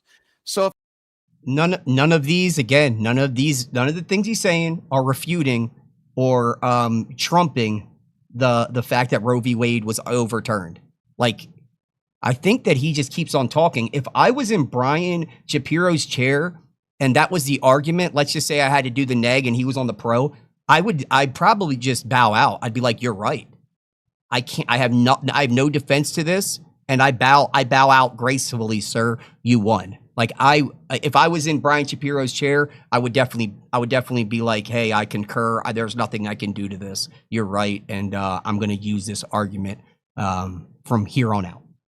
If you want to call yourself pro-life, which, by the way, I think is a joke based on policies put forth by Republicans, it's not pro-life to take away food stamps from people. It's not pro-life to take away Medicaid from people. It's not pro-life to give the top 1% the biggest tax breaks in American history, which is $100 billion this year. You know what pro-life would be? Taking that $100 billion, if you're so anti-abortion, and helping women raise children. Okay, that would be pro-life. Everything that the Republican Party stands for after the baby is born is anti-life, as I just laid that out. So don't give me this BS of this pro-life stuff. Well, that's funny, Brian, because I did raise children, and you criticized me for it. So I just want to point that out. How many children have you adopted? There's 400,000 children right now that are waiting to be adopted. If you think abortion should be illegal, which obviously you do, we would have millions of children right now waiting to be adopted. Andrew, how many children have you adopted? There's not a single baby put up for adoption who's not adopted, Brian. Not one. Andrew, how many? There are hundreds of thousands of kids right now that are still not a single baby. Brian, there's not a single baby put up for adoption that's not adopted. Not one. Okay, so there are not hundreds of thousands of kids right now that are not waiting for foster. So this happens often due to like abuses in the home or due to things like this where they're mentally challenged. But babies themselves, if mothers put the baby up for adoption, they're always adopted. So how many? In fact, there's a massive waiting list for adoptions of babies. There's not enough babies to meet the demand of good Christian people who are adopting them, Brian. And guess what? Brian did not know that he didn't know this. And remember, before I'd been listening to these debates, I didn't know this either. But like look at Brian Shapiro's face. He's like, shit, I didn't know this. What happens though is that sometimes in families, right, including secular families, especially secular families or non-Christian families, you often do find the conditionals where massive abuse happens, kids become mentally disturbed, and they become reliant on state institutions because they often are abused even in state institutions. Okay. And yes, of course, Christians have a big heart. We've been taking care of those people for years and years and years. Before the state ever involved themselves in those programs, Brian, the Catholic Church and their outreach, and by the way, still is the case, was the largest in the outreach program of taking care of these children in orphanages and other things like this. The state had. The church is always taking care of human beings. Before AA, guess where all the alcoholics and addicts went? The church. Like, that's the whole thing. A lot of these programs, these we're forced to pay our taxes to all these programs that in the end, do they really help? Did welfare actually help the population? Or did it hurt? You know what I mean? Like, before this, there's always been poor people. But when it comes down to it, it's like this form of socialism that, hey, you know what? I can just kind of, it's like the same thing. Like take a homeless person that stands on the corner every day and you buy them food every day. They have no reason to leave that corner. It's like the same thing with like an animal. Like this is just, once you track the logic through, you're like, wait a minute. A lot of this stuff, it's kind of faulty. It's really, really faulty. I think that there are a lot of poor people out there that have never taken from the government at all. They understand the circumstances and they try to level up. They don't use, other people's money or the government to kind of save them. The government is not our parents. They're not here to. And the government doesn't always help. Has routinely done a terrible job at this. Your chances of being abused inside of state institutions, even if you're in an abusive family, is actually much higher. Even if you're taken out of a abusive family, put into a state institution, your chances of being abused are much higher. That's the crazy part. So from an ethics perspective, this is an insane argument that you're making, and it makes no sense. Of course I'm pro-life. You can't say I'm not pro-life because I refuse to murder a person, because I then won't add to the conditionals of giving them a free hand their entire life after that. That's absurd. Is it pro-life to be against maternity leave? Is it pro-life to take away food stamps and welfare to It can be, sure. For one thing, welfare creates. Yes, it can be, of course. Welfare creates. Like literally the same thing I was just saying. Like it could be a pro-life, argument to removing welfare, because a lot of the times it does not help. It does not help when a woman has 5 different kids and she by 5 different kids and she doesn't have to work anymore, and those kids are going to be stuck in the worst case scenario because of this. Like if you know anything about welfare, basically. They took like, especially with the black community, they took the father out of the home. If these women were unmarried and there was a man in the home, they wouldn't even give the woman welfare. So it literally bred this idea. There's a lot of people, and from somebody that's from the inner city, I've seen it. There's people that literally don't think they have to work. They believe, hey, I'm just going to wait on this. I'm going to wait on this welfare check. I don't have to work. And I just think it's really unhealthy. And especially for men, when men get this idea, when men get this idea that they don't have to work and the government should pay, it just breeds the worst case scenario a lot of the times. It breeds, like, I see a lot of the people that live this way, they're alcoholics, they're addicts, because they don't have duty and purpose. From my purview, men were created to work.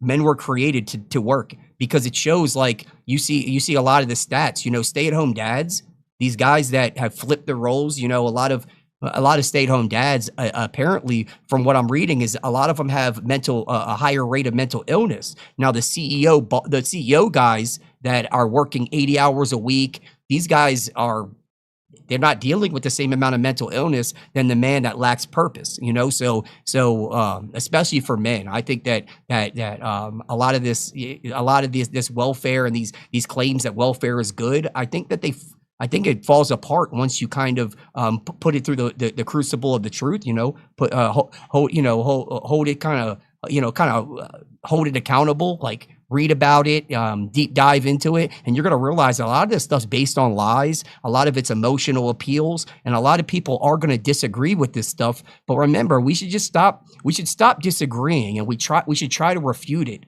And when you can't refute it, it's most likely the truth. Massive dependency issues. And by the way, a lot of the things that people are buying with their welfare food stamps, totally unhealthy for them, packed full of fructose corn syrup, packed full of all kinds of horrible things. So and anytime, and hang on, Brian, let me just point this out. Okay. Why is it that you say that it's not the pro-life position for me to say you can't murder children? Right. But for some reason, your position is the contrary one. You should murder children if you won't take care of everybody's children indefinitely. That's your position. That's the logical entailment of your position, sir. Nope. You're totally yes, Brian does not understand the logical entailments of any of his positions. No, it's not. Is that not the logical entailment? No, it's not. Is it better than, Brian? Is it better for a woman to abort a child she can't afford than it is for her to have it? It's not the decision for a middle-aged white guy. That's not what I asked you. Answer the question I asked you. Did you hear what he just said? Did you hear what he just said? Oh, man. He just said something about him being a middle-aged white man. Hold on. What did he just say? Sir. Nope, you're totally yes, missing. No, it's not. Is that not the logical entailment? No, it's not. Is it better than, Brian? Is it better for a woman to abort a child she can't afford than it is for her to have it? It's not the decision for a middle-aged white guy. That's not what I asked you. Answer the question I asked you. He just said middle-aged white guy, which is crazy. Is it better or not for her to abort the child? In certain situations, especially when you're the victim of rape or incest. No. You're not a victim of rape or incest. Is it you purely on financial terms? You just feel like you can't afford the child. Do you think that if a woman decides to go ahead and end that pregnancy, that's totally fine and viable? Are we talking about late-term abortion or early-term abortion? What month are we talking about? Whatever month. I don't care. Okay, well, that's second month 2. According to my system, that's okay with me, Andrew. Yeah, right. So then your position is actually the logical entailment is you're more pro-life than me, even though you will say to a woman, hey, if there's a financial burden here that you think you can't set, go ahead and kill the kid. That's the most anti-life position. You didn't let me even answer the question. So I believe every situation is different. It's obviously a very difficult situation that a woman has to make. And I would never, ever, as a middle-aged white dude who doesn't know what it's like to. What does his color have anything to do with it? Why does he bring this up consistently? Why did he just bring this up more than once? As a middle-aged white guy, I shouldn't have an opinion about this. Is this guy a racist against white people? This is absurd. I cannot understand.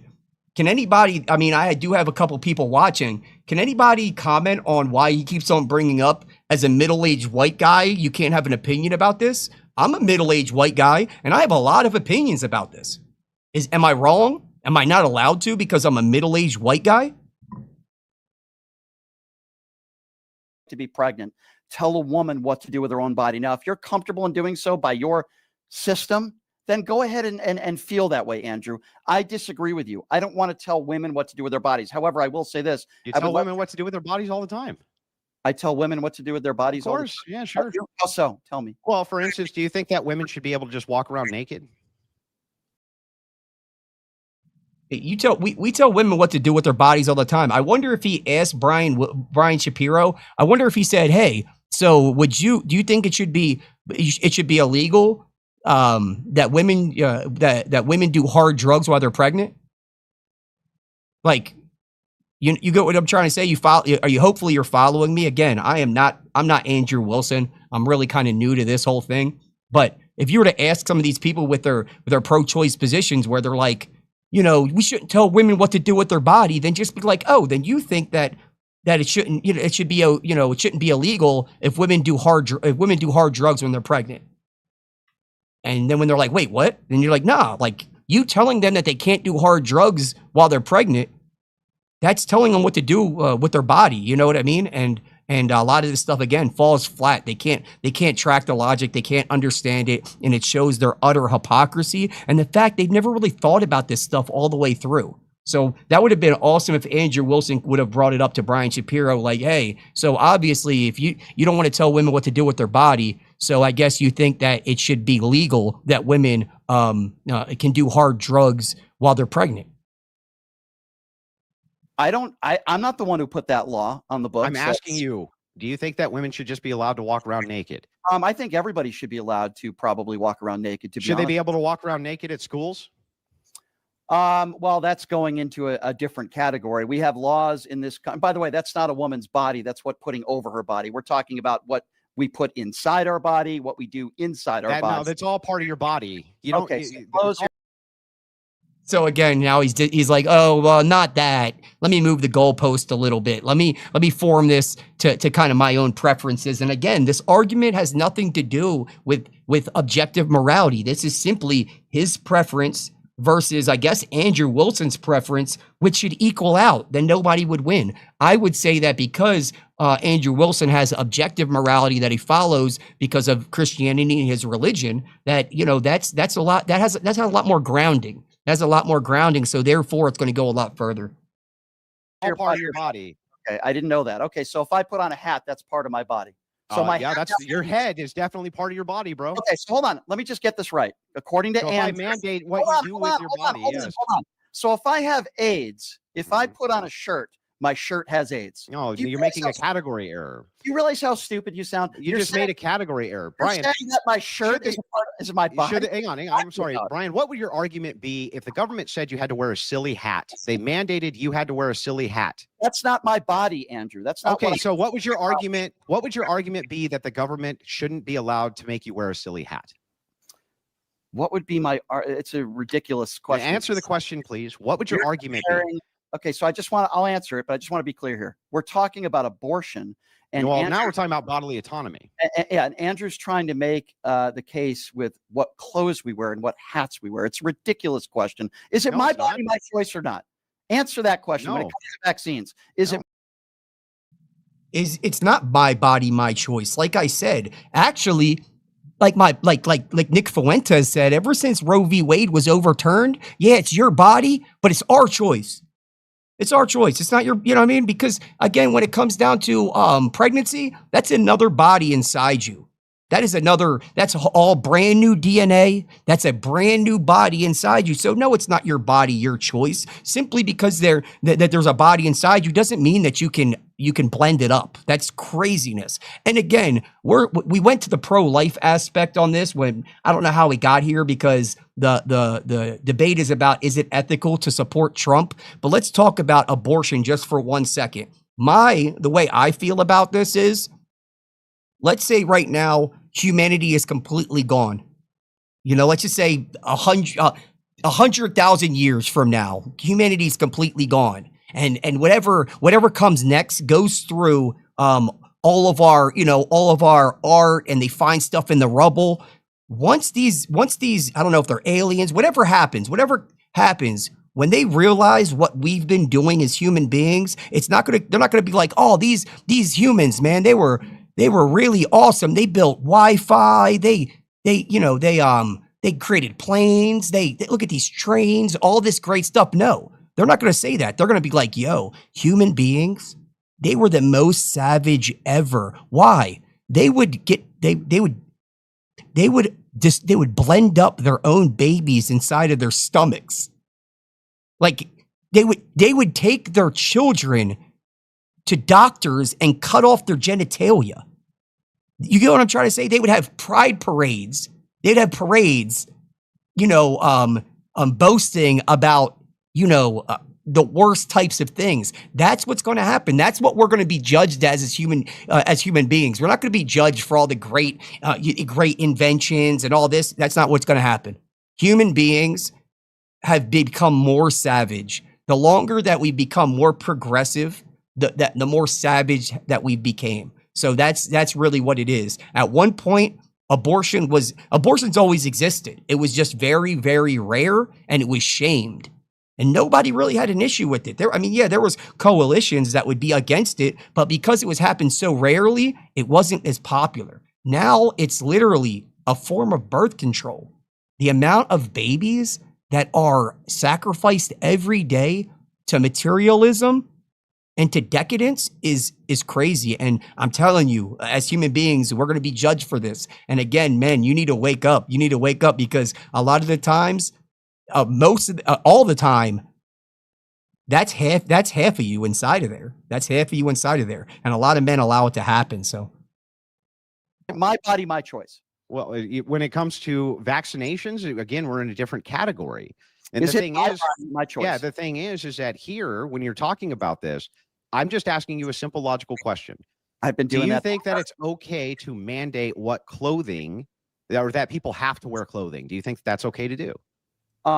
In certain situations, I don't have a problem with that. Right. But So, and the reason is because you think that there's some limits which can be put on autonomy, bodily autonomy. In this case, you have to wear garments when you go outside. You have to, right? You and I can agree to that. when you're in private, you can do whatever you want as far as clothing goes. When you're outside of your home, it's completely different. When we're talking about a woman's body and we're talking about abortion, we're not just talking about in the home. We're talking about her entire life. It's We're talking. Well, we're talking in bigger. terms of an innocent life versus a non-innocent life. Well, and we're your asking. definition of life You is have to different than understand from our. I'm going to explain my view. From your view, when you talk about a woman being raped, which is a horrible thing, and then they become pregnant for it. The argument that you make that she should then be allowed to abort is akin to making an argument to me that a mother got raped and then just went home and killed her son. It's the same argument from my view. You're basically saying you are now allowed to kill based on an egregious action happening to you. So because of that, that's the logical entailment from my view. we always go back to your definition of what killing is and my definition of what killing is are very, very How different. are we supposed to have a debate unless we can get the semantics straight, understand each other's views, Andrew. and then attack those views? It's very simple. You would consider if I went out on the street right now and I shot up a bunch of people, the same as if a woman gets an abortion and kills somebody. It's a very different definition, murder, between yours and mine. I've tried to establish that for you. Okay, what's your definition of murder? My definition of murder, if it cannot survive outside the womb, then it is not a human being. That is my personal opinion. Now, then what about somebody on a life support machine? Are they a human being? Somebody outside a life support machine is already outside the womb, and at one point in their life was able to survive. That is why when somebody is on, I'm so glad you asked that. When somebody is on life support, the next of kin in many cases can make the decision with doctors on whether they should pull the plug or not. There's a reason for that. And the reason for that is because there might not be any brain activity. Okay. That's not always the case. Okay, that family members get to. And by the way, let me point this out. You're making the same exact comparison. In this case, the womb is the life support machine. For some reason, though, you just exit the human element from the human being. That's the crazy part.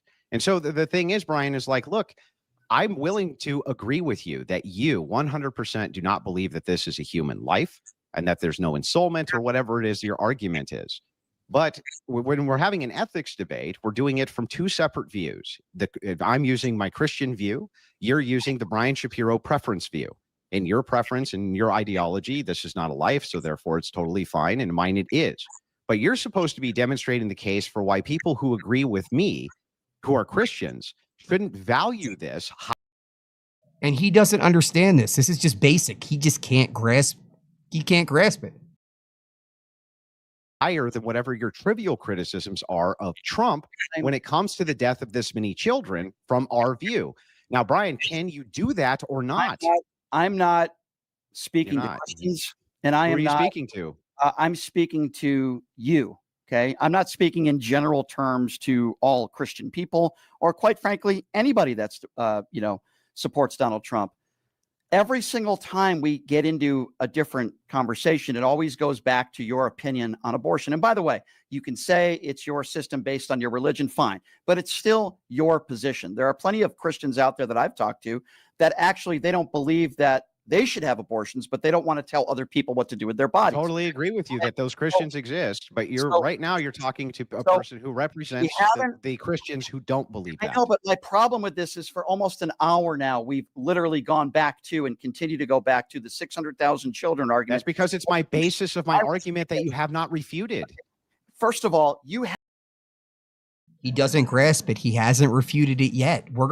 How about that? We stay here for 5 more hours until he can refute it. What could be more ethical? What can the left offer that is more ethical?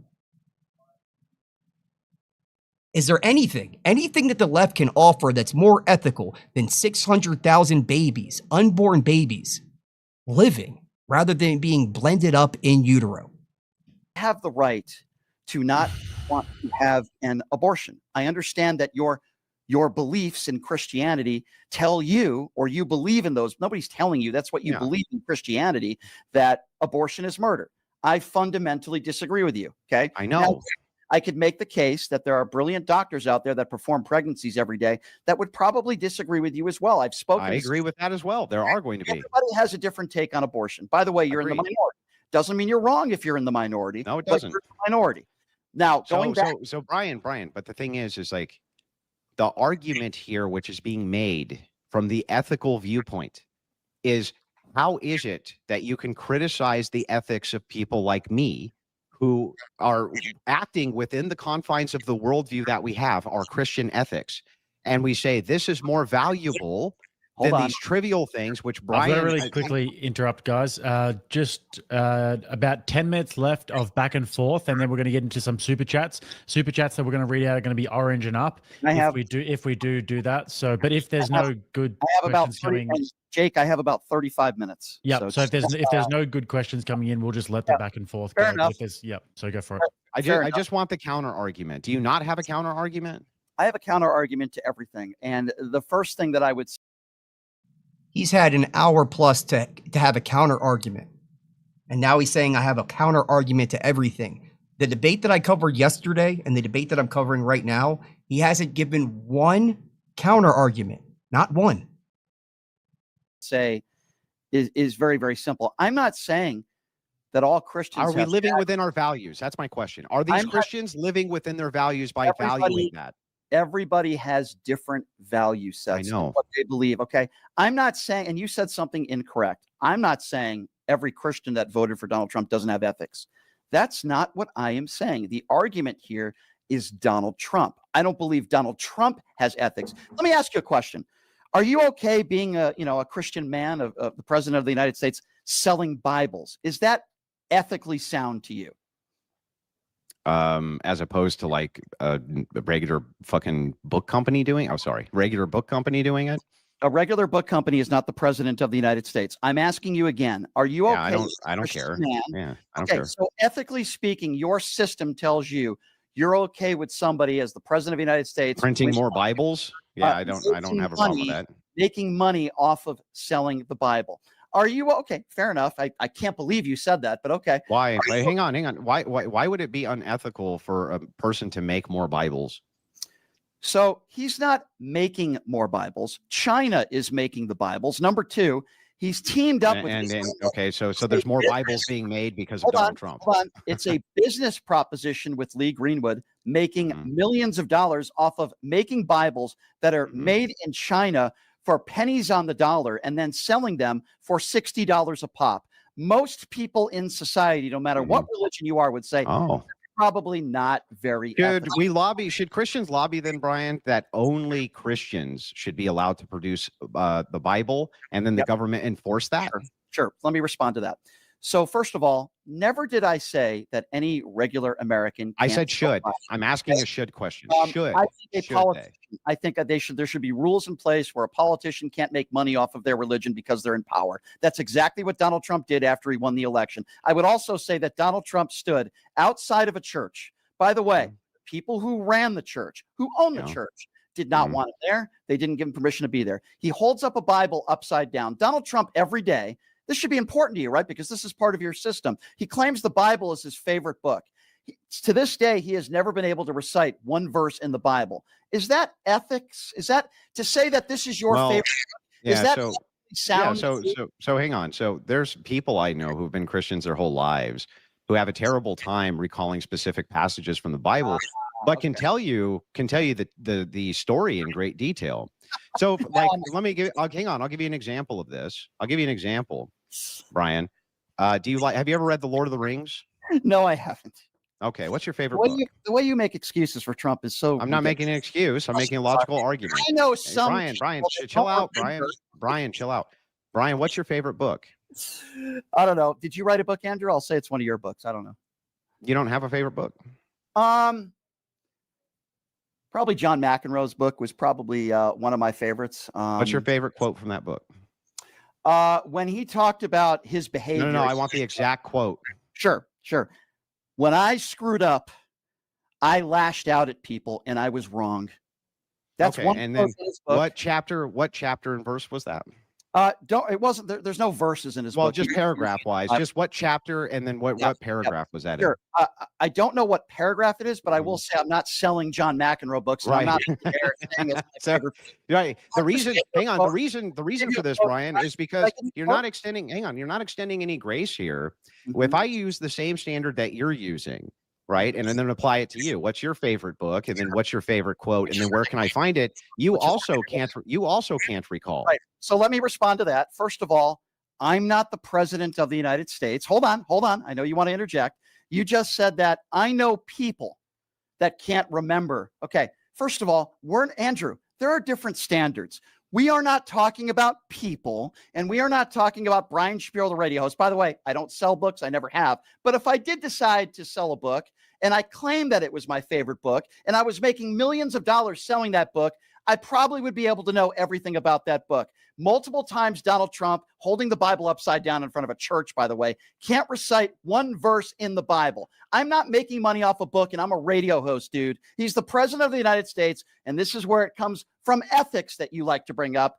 When you become the president and you have a huge platform and you use that platform to make money, in this case, off of selling a Bible, is not ethically sound to anybody that is honest. You are not being honest right now on your show or whatever show we are on. And this is why I say when you put that cross around your neck and you talk about Christianity and you claim you have absolutely no problem with your liable sexual abusing friend who sells the Bible and is profiting off of religion. It's pathetic and it's insane. And you guys curl yourself. Do you see how none of this? But do you see how none of this is an argument? It's all just absolutely an argument. It shows that you don't.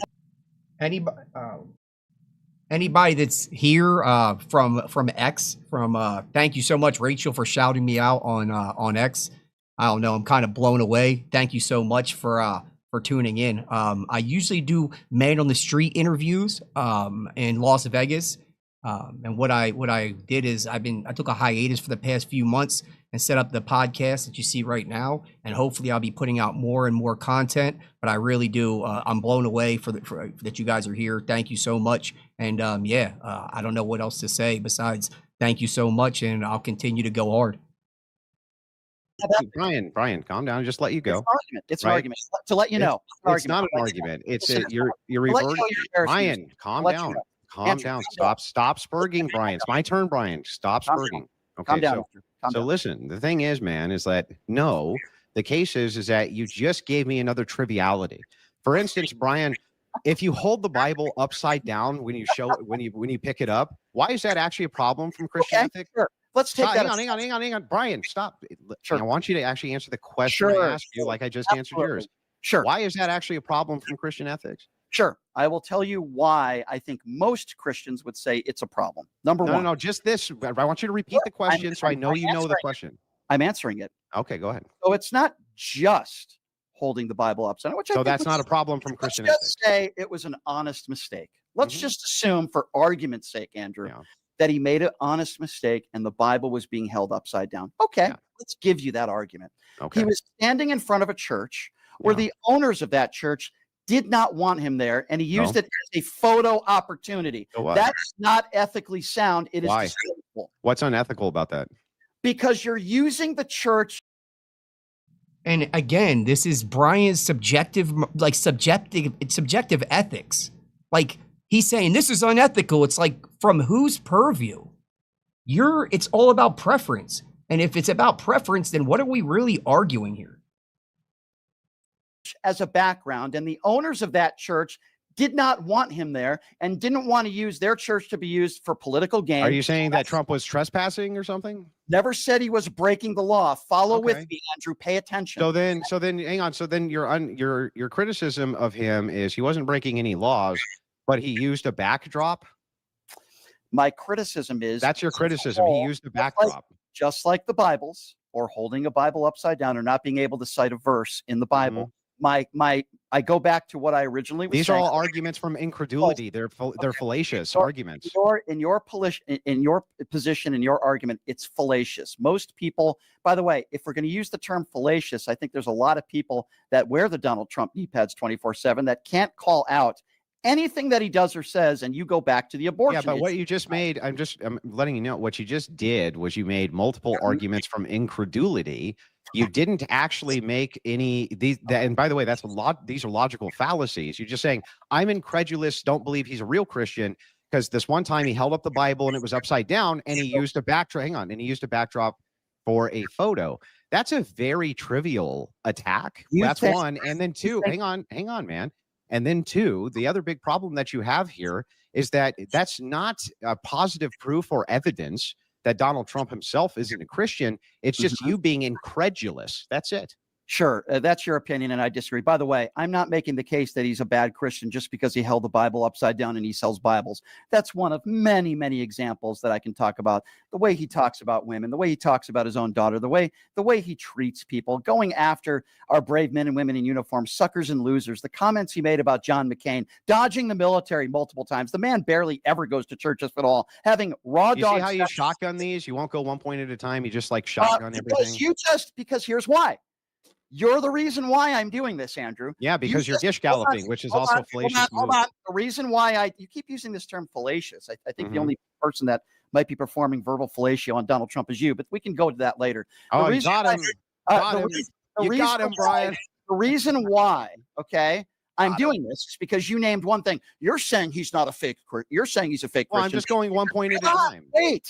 You're saying he's a fake Christian because he held a Bible upside down for a photo op. No. That's not what I'm saying. I'm collectively putting then go 1 point at a time. Let's do 1 point at a time. I can happily do that. Then let's do it. You were making the case and you were making it sound like I'm only saying he's a fake Christian. No, what I'm saying is that each point that you make, right, it seems that most of the attacks are very trivial and made from the position of incredulity.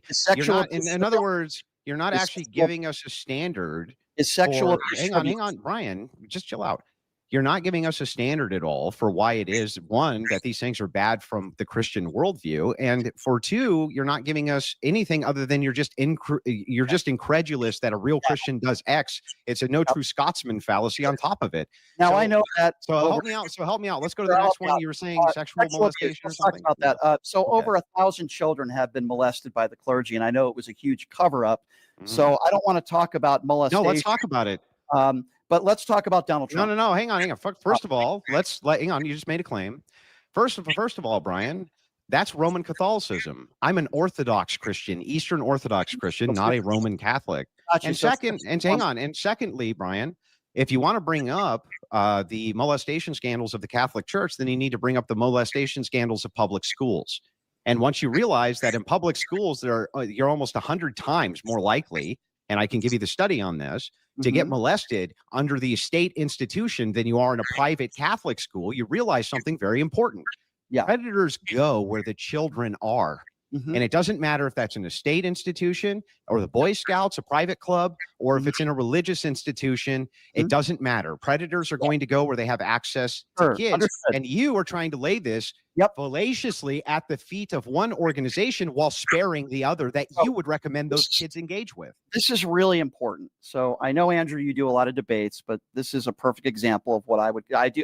I teach this in my class, by the way, the definition of whataboutism. So I never made the case that kids aren't molested in schools. Kids are molested in every facet of life. It's terrible. I know we agree it should not happen.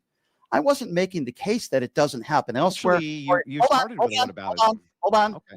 Sure. I wasn't making the case that it doesn't happen anywhere else. All I was simply saying is there was a big cover up, and sadly, many children were molested in the clergy. Now, with that being That said, was the whataboutism, though. now with that being said, That was the whataboutism. we were You said, what talking about about- kids in the Catholic Church? What does that have to Right, do with the debate? I'll That was tell the you. whataboutism, Brian. I'll tell you what it has to do with the debate. You used the I'll tell fallacious you- argument. I'll tell you what it has to do in the debate, because you're alt-righteous Christian man, right? And Christianity. He doesn't even understand what a fallacy is. Like, for real, he just is here just to talk about his opinion. He understands not one fundamental. He doesn't understand what a fallacy is. Like, the fact that he signs up for these debates is insane. At this point, he's just a heel. He's literally a punching bag for every single person he debates. And remember, I'm going to cover the Jay Dyer debate. I can't wait to cover the JLP one. Jesse Lee Peterson, he gets smoked by Jesse Lee Peterson. And again, Jesse Lee Peterson's a funny guy, but he's not the smartest. Like, Jesse Lee Peterson's kind of a troll, entertainer, and Jesse Lee Peterson is makes him so angry. It's absolutely hilarious. I think that's the one I'm going to cover tomorrow. I think I'm going to cover the JLP and Brian Shapiro tomorrow, but that one's epic too. And everything's perfect. But Nobody said that. That's a straw man. Yep. Okay. Well, Donald Trump bragged about going into teenage girls' locker rooms in a sexual manner on the Howard Stern show. He was running the pageant. These were teenage girls. 3 of them have come forward in interviews. Now they're adult women and said, yes, this did happen. This is how it happened. In Donald Trump's own words, he went into that beauty pageant locker room without their permission. Yeah. Would you say that that's not true? Or let's just start there. Is that not true, what I just said? Well, I mean, I think that he did make this admission on Howard Stern's show. Yeah. I think it's pretty gross. It's pretty gross. Okay. Thank you. We agree on that. Now, I'm not saying every human being is perfect. My vote for Joe Biden was an anti-Donald Trump vote. My vote for Kamala Harris was an anti-Donald Trump vote. Taking aside the abortion issue, which I know is very important to you. I get that. We've been through that. What has Kamala Harris done in her life? Can you name me one thing she's done in her life that rises to that level of bragging about going into a teenage? Go ahead. She advocates for the solidarity of an amendment to protect abortion for women. Which I just said aside from abortion, which would lead to something else. What would be more important than that, though? Okay, Andrew. He doesn't understand there's nothing more important than that. I understand your take on this. We've talked about this for an hour and a half. Yeah, but do you understand that this is a trivial, that what you're doing again is okay? But here, I'll just make the direct comparison. Please.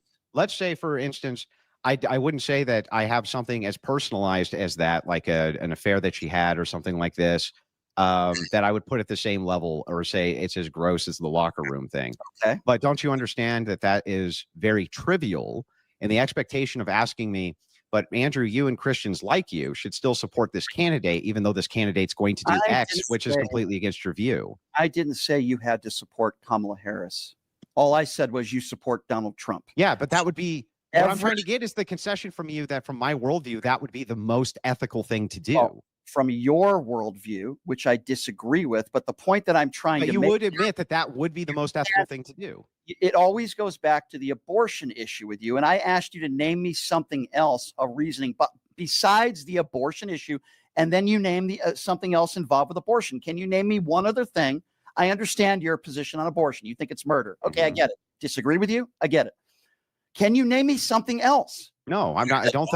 I wouldn't say that there's a specific thing, because I think you can do the heels up Harris thing, but that you can easily counter it with, well, Trump had affairs. Hang on.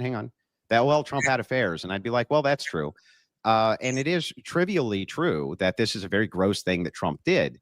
But from my viewpoint, we're still looking at what is the most ethical thing that people who have my viewpoint and share my ethical standard, what is the thing which would convince us to move towards Donald Trump as the president rather than his opposition, in this case, Biden or Kamala Harris, who would be a continuation of Biden's policies, essentially. That would be what? It would be that, hey, this person would move towards the movement to have hundreds of thousands more children murdered from our view yearly. And I just think that you just won't take that into account because you have no counter argument for it, Brian. I do. I've given you my counter argument and why I disagree with you on abortion. Because you just don't think so. entire it.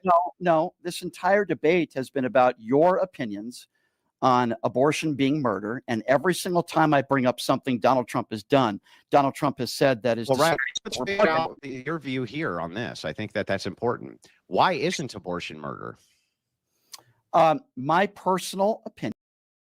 That's what we should have did as soon as we got into the abortion talk. I would need him. I know he doesn't think abortion's murder, but I would have started with that right from the beginning, is saying, hey, can you refute that abortion is murder?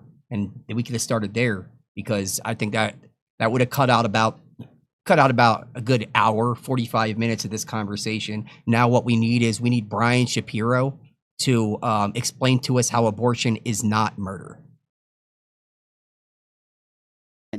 And by the way, I'm not in the minority on this opinion. I want to be very clear on that. But why does the appeal to the majority matter? Well, you're in the minority on this position, and I think you're making it sound why does that matter? Because you're making it sound like I'm the one that is not being what's the word I'm looking for? I'm the one that's being, I'm just asking you what makes it not murder. Sure. And you appeal to the majority. So in my personal opinion, I do not believe it is a life. I mean, you think a clump of cells is a life. I disagree with you. People in your religion believe that. Again, a disagreement with no refutation should be completely disregarded. I disagree with it. Dude, this guy, I don't know, like, for real, I don't know how he has a job in media. I don't know how he gets up out every day, puts on this shirt and that dumbass hat. Like, what is this? How does he get here? He's an adult man. Well, wait a second. The scientific definition is that it is human life at conception. So if that's the case, then why do we allow all these cells to die in a woman's body then? Why don't we do something about that? What do you mean? Well, there are a lot of cells in a woman's body. Because it's unique. This is a unique life. That's why. Oh, okay. So those other cells aren't unique. Brian, when does life begin? Well, hold on. Those other cells aren't unique? Only the cell that is used. They're not unique to a new life, no. I see. Okay, so all the cells that are in a woman's body, and when all the eggs that are in a woman's body, and these aren't cells, by the way. That's incorrect. All the eggs in a woman's body that are not used. Those aren't just cells. That's a complete. You're making an ontological distinction here. The category distinction is incorrect. That's not a cell. That's wrong. Okay. So what about all these? That's a collection. That's again a collection of cells. So human life begins at conception. Hang on. Scientifically, it begins at conception. All I need from you is to tell me when human life begins. When can we call it a life? In my personal opinion, when it can survive outside the womb. That's my personal opinion. Well, wait a second. Wait, hang on. So what if the child is going to be born at 8 months but can't survive outside the womb without assistance? Can you abort? What if a child is going to be born after 8 months? Is that the question? Yeah, but can't survive outside of the womb without assistance. I think there are different circumstances. Every circumstance is different. And I find it interesting that 90 minutes into this debate, we're still talking about abortion, and we can't talk about more. I'm just talking about the. How did this guy get to this point? He's got a chance to debate some of the best in the game. Andrew Wilson, Jay Dyer, Rachel Wilson. How did he get to this point when he hasn't won any debate yet? That was the one thing that bothered me the most about the modern day debate thing. When they announced it, I was like, this is a huge platform. To get up on those podiums, you gotta have some skin in the game. He hasn't won one single debate. He doesn't even know the fundamentals of debating, and yet he's on the biggest stage, like in that category. How did he end up getting there? Can anybody let me know how Brian Shapiro ended up at Modern Day Debate or on Uncensored America, where he was on a card versus Rachel Wilson when he's never won a debate at all? Imagine turning on the NBA and some dude that never won a basketball game starts walking onto the court and they announce him. That's what I seen. That's maybe not the best analogy, but that's the only one I can really think of off the top. But yeah, how did he even reach this pinnacle where he's on Jake Rattlesnake's page and he is on and Andrew Wilson is literally giving him hours of his time. This is crazy. Not one. Can anybody find me a real debate that Brian Shapiro has won or even contended in? Because I've searched the internet, I can't find anything but like absolute like spurg sessions about his opinion and about how he disagrees and all emotional appeals and righteous indignation when this guy's not very righteous at all. Like Karen, just Karening out, just, oh my God, I can't believe you said that. Like, how did he reach this pinnacle? It's insane.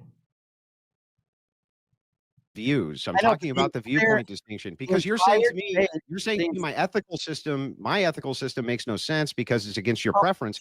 I just want to see if your preference is even consistent. I'm gonna try to condense this into what we've done for almost 2 hours right now. Mhm. I brought up Donald Trump's sexcapades, unlawful acts. I've brought up the liable abuse. I've brought up food stamps and policies that I think are really bad for the American people. And every single retort that you have given us goes back to abortion. Andrew, this is not a debate. I understand what your position is on abortion, and I'm happy to have this. I've had this conversation. Why won't you just refute my argument then? What could be more important for Christians from an ethical purview than to support Donald Trump? What? Your religion tells you that abortion is murder. Yes. Most people in this country disagree with you. Yeah, but you can't appeal to the majority for your ethics. Your ethics come from you. Okay. Every single time I bring up something ethically challenged when it comes to Donald Trump, you always go back to, well, that's not as bad as the abortion issue. And that's my argument. Well, it's a ridiculous argument. Why? It's a ridiculous argument when the prompt is it ethical to support Trump? And it's a ridiculous argument to say, oh, Trump got Roe v. Wade overturned, and now 30,000 to 600,000 babies' lives have been saved. That's a ridiculous argument. Is there a better argument? Is it ridiculous? We're having an ethical debate here about whether or not, from my position, it's ethical for Christians to support Donald Trump as president or not. I give you the mega load of all arguments. Hang on. I give you the mega load of all arguments. Okay. When I give it to you, you have no response to the argument except to say, but Andrew, even though you've granted, for the sake of the debate, every single trivial kind of criticism that I could give Trump, and even granted those things are true, how could it trump this issue? Right? So, when this issue would be the most important consistently and ethically for Christians, you talk have no argument. Hang on. No, if that's the case, Brian, if that's the case. I do. And I have. And I've shared What is it? What is the argument? Tell me the argument. You talk about 600,000, as you would call, innocent children that are murdered by abortion. How many people die of gun violence every year in this country? Do you have those statistics ready to go? Pull them up. Okay. So a lot of people die. About 2 more minutes, guys, and then we're going to go into some of these super chats. Okay, fine. So the point that I'm making here is that there is one party that you are not a part of that wants to do something. It wouldn't be the end all and save everyone's life. But when I see children, I think you would agree with me. Being about 46,000 a year. Okay. What have related deaths? Okay, now whether it's suicide account for most of those. Okay, whether it's 46,000 or 6,000 or 600,000. Well, suicides account for a lot of those. If you truly do care, I hope you do, about innocent lives that are lost, then why don't you care about Donald Trump and Republicans putting forth gun legislation or laws in the books that don't make it easier for bad people to get their hands on guns? Because fundamentally, how could you make the claim, Brian, as you have many times, that Donald Trump is a fascistic dictator? I've never used. Okay, this is another thing that I have. A but hang on, Brian. No. You said it earlier. No. Look how mad he is. How can he think that we're look how mad he is in his dumbass hat. In his dumbass hat, look how mad he is. I can't take him serious. When he gets super mad, it's just laughable because of the hat. No, this is important. You said this on Piers Morgan, and you're a liar. Never once have I ever called Donald Trump a fascist. Okay. You are a liar. Dictator? You are a liar. I'll retract it. If that's not the case, I'll retract it. What about dictator? No, but you say things that are not true. What about dictator? Have you used that? I said he's a wannabe dictator. Okay, got it. Hold on. Okay. based Wannabe on dictator. the fact of how he treats dictators like Kim Mhm. Jong-un, Vladimir Putin. What are the sanctions that Russia are giving up? So if it's the case, don't hang on, wanna Brian, back to this. wanna- Hang on. Don't obfuscate. I'll retract it. If you haven't said fascist, I apologize. Right? If I got that conflated and I was wrong, I apologize. But you have said dictator, and I said probably wannabe that's where I'm getting it from. That's the word Wannabe. dictator. But why, if you have a wannabe dictator in office, would you want to give your guns to them? So first of all, that's a ridiculous claim. Can you answer the question? If you okay, have a wannabe dictator in office, why do you want to give him I your am. guns? Okay, so first of all, we're not giving our guns to Donald Trump. Here's what we would do. And by the way, I am not saying, You're giving it I to am Trump's not government. saying. See, here's the thing. Again, you're completely mischaracterizing. I never said we should give up all our guns. In fact, I am pro Second Amendment. We should give up the most effective ones to the wannabe dictator. Okay, so first of all, your definition of effective, I would love to know what that is. What I have said is this. We should change the age. So you don't even know my opinion on gun control. Go ahead. Just make stupid assumptions. Okay. No, I'm asking you a question. No, you didn't ask me. You made an Yes, assumption. I did. I said, No, if it's the it case was that he's a not. wannabe dictator, No. why should we give him our guns, Brian? And I never said that, and it makes you sound like an imbecile. You said he's a wannabe dictator, right? Yes. Let me explain. Why would we want to what give I our did. guns to a wannabe I never dictator? said we should give up all of our guns. It's a stupid statement you Just made. the best ones That's to a not my wannabe position. dictator? I You just want said us to give us the Make best ones? the age 18 to 21. I think we should have more money being put forth towards people that are mentally ill. So bad people that are mentally ill do not get their hands on guns. I think there should be a training course, a minimum 2 to 4 hour course, so we can train everybody on how to use a gun, how to hold a gun, how to shoot a gun, and how to store a gun. If you just gave me a couple of those things, I believe it wouldn't end all the gun violence in this country. That'd be a ridiculous claim, but it would save lives. And if you are So if we for- did that for the First Amendment, it would save lives. okay, if we do things to help save lives, I Yeah. want you to be consistent. Then why don't we do that with the First Amendment? And again, guys, if you came over here because the amazing Rachel Wilson, told you on X to come, I'm blown away. Thank you so much for your support. I've been a big fan of the Wilsons for a while. They've really, it just secondarily me finding their content have kind of like they've done some great work in my life, and I owe them a lot. And I really appreciate you guys for coming through. It kind of blows me away, I might not be directly like Crucible Crew, but I appreciate it. And if you're ever in Las Vegas, hit me up. I definitely got some cool stuff to show you, and I've been repping really hard, man. Why don't I ask, what do you think we should do about gun violence in this country? Should we do anything? Yeah, but do you understand the criticism first? I'm asking you a question.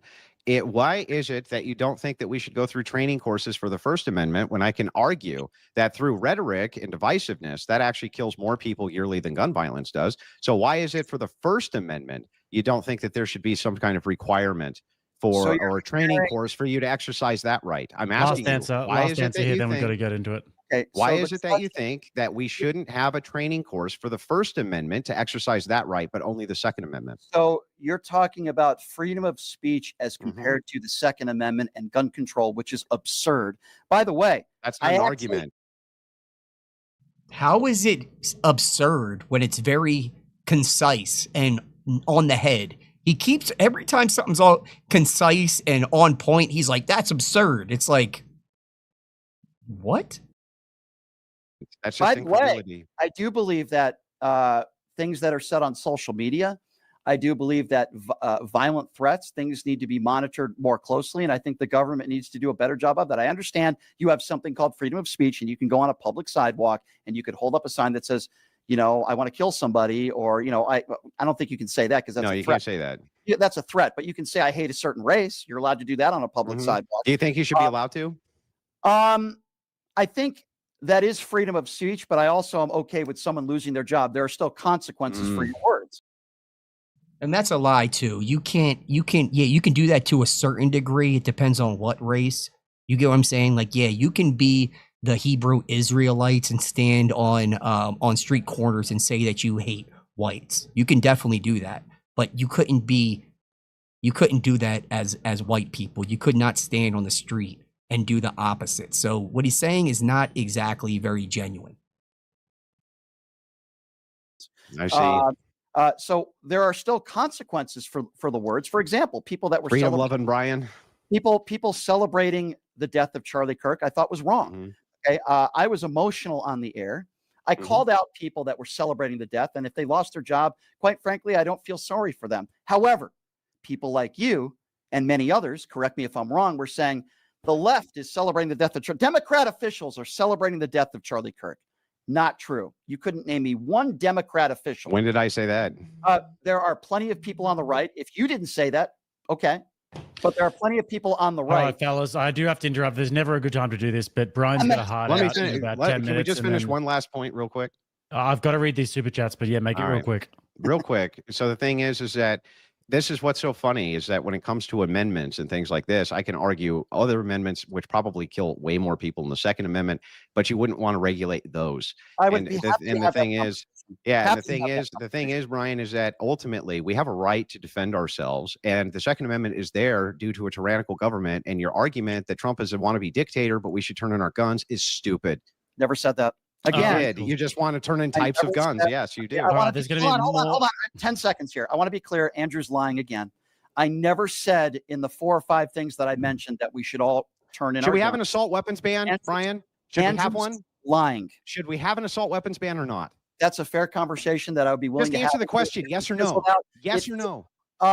I'm indifferent to that. I'm not sure. Yeah, okay. All right. Indifferent is the answer. We've got to move on. I've got to get to the extravaganza in 10 minutes, so we need to get through these. People have been sending in orange super chats, so I have to. Go ahead, Jake. Yep.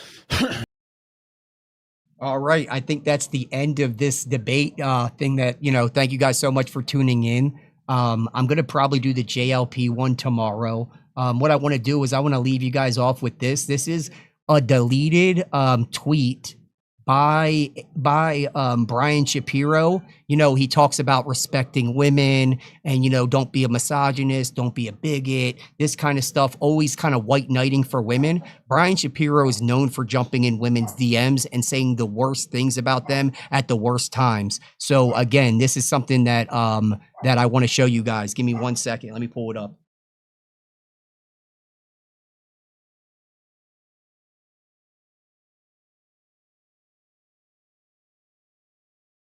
It truly looks like Brian Shapiro has been crying for days. I think this is the day after Rachel Wilson absolutely crushed him at Modern Day Debate. So I don't know if the audio is going to be good. I'll be playing this tomorrow as well. But this is really interesting. Check out what Very Brave Brian did and then deleted it later. And I didn't answer either. And I made a huge mistake. Sometimes in life, you have to admit when you're wrong. And you have to say you're sorry and try to be better. And this is one. I'm really sorry. I have to comment on this again. He looks like he aged like a year overnight. After what Rachel Wilson did to him on stage, it looks like she just drained him.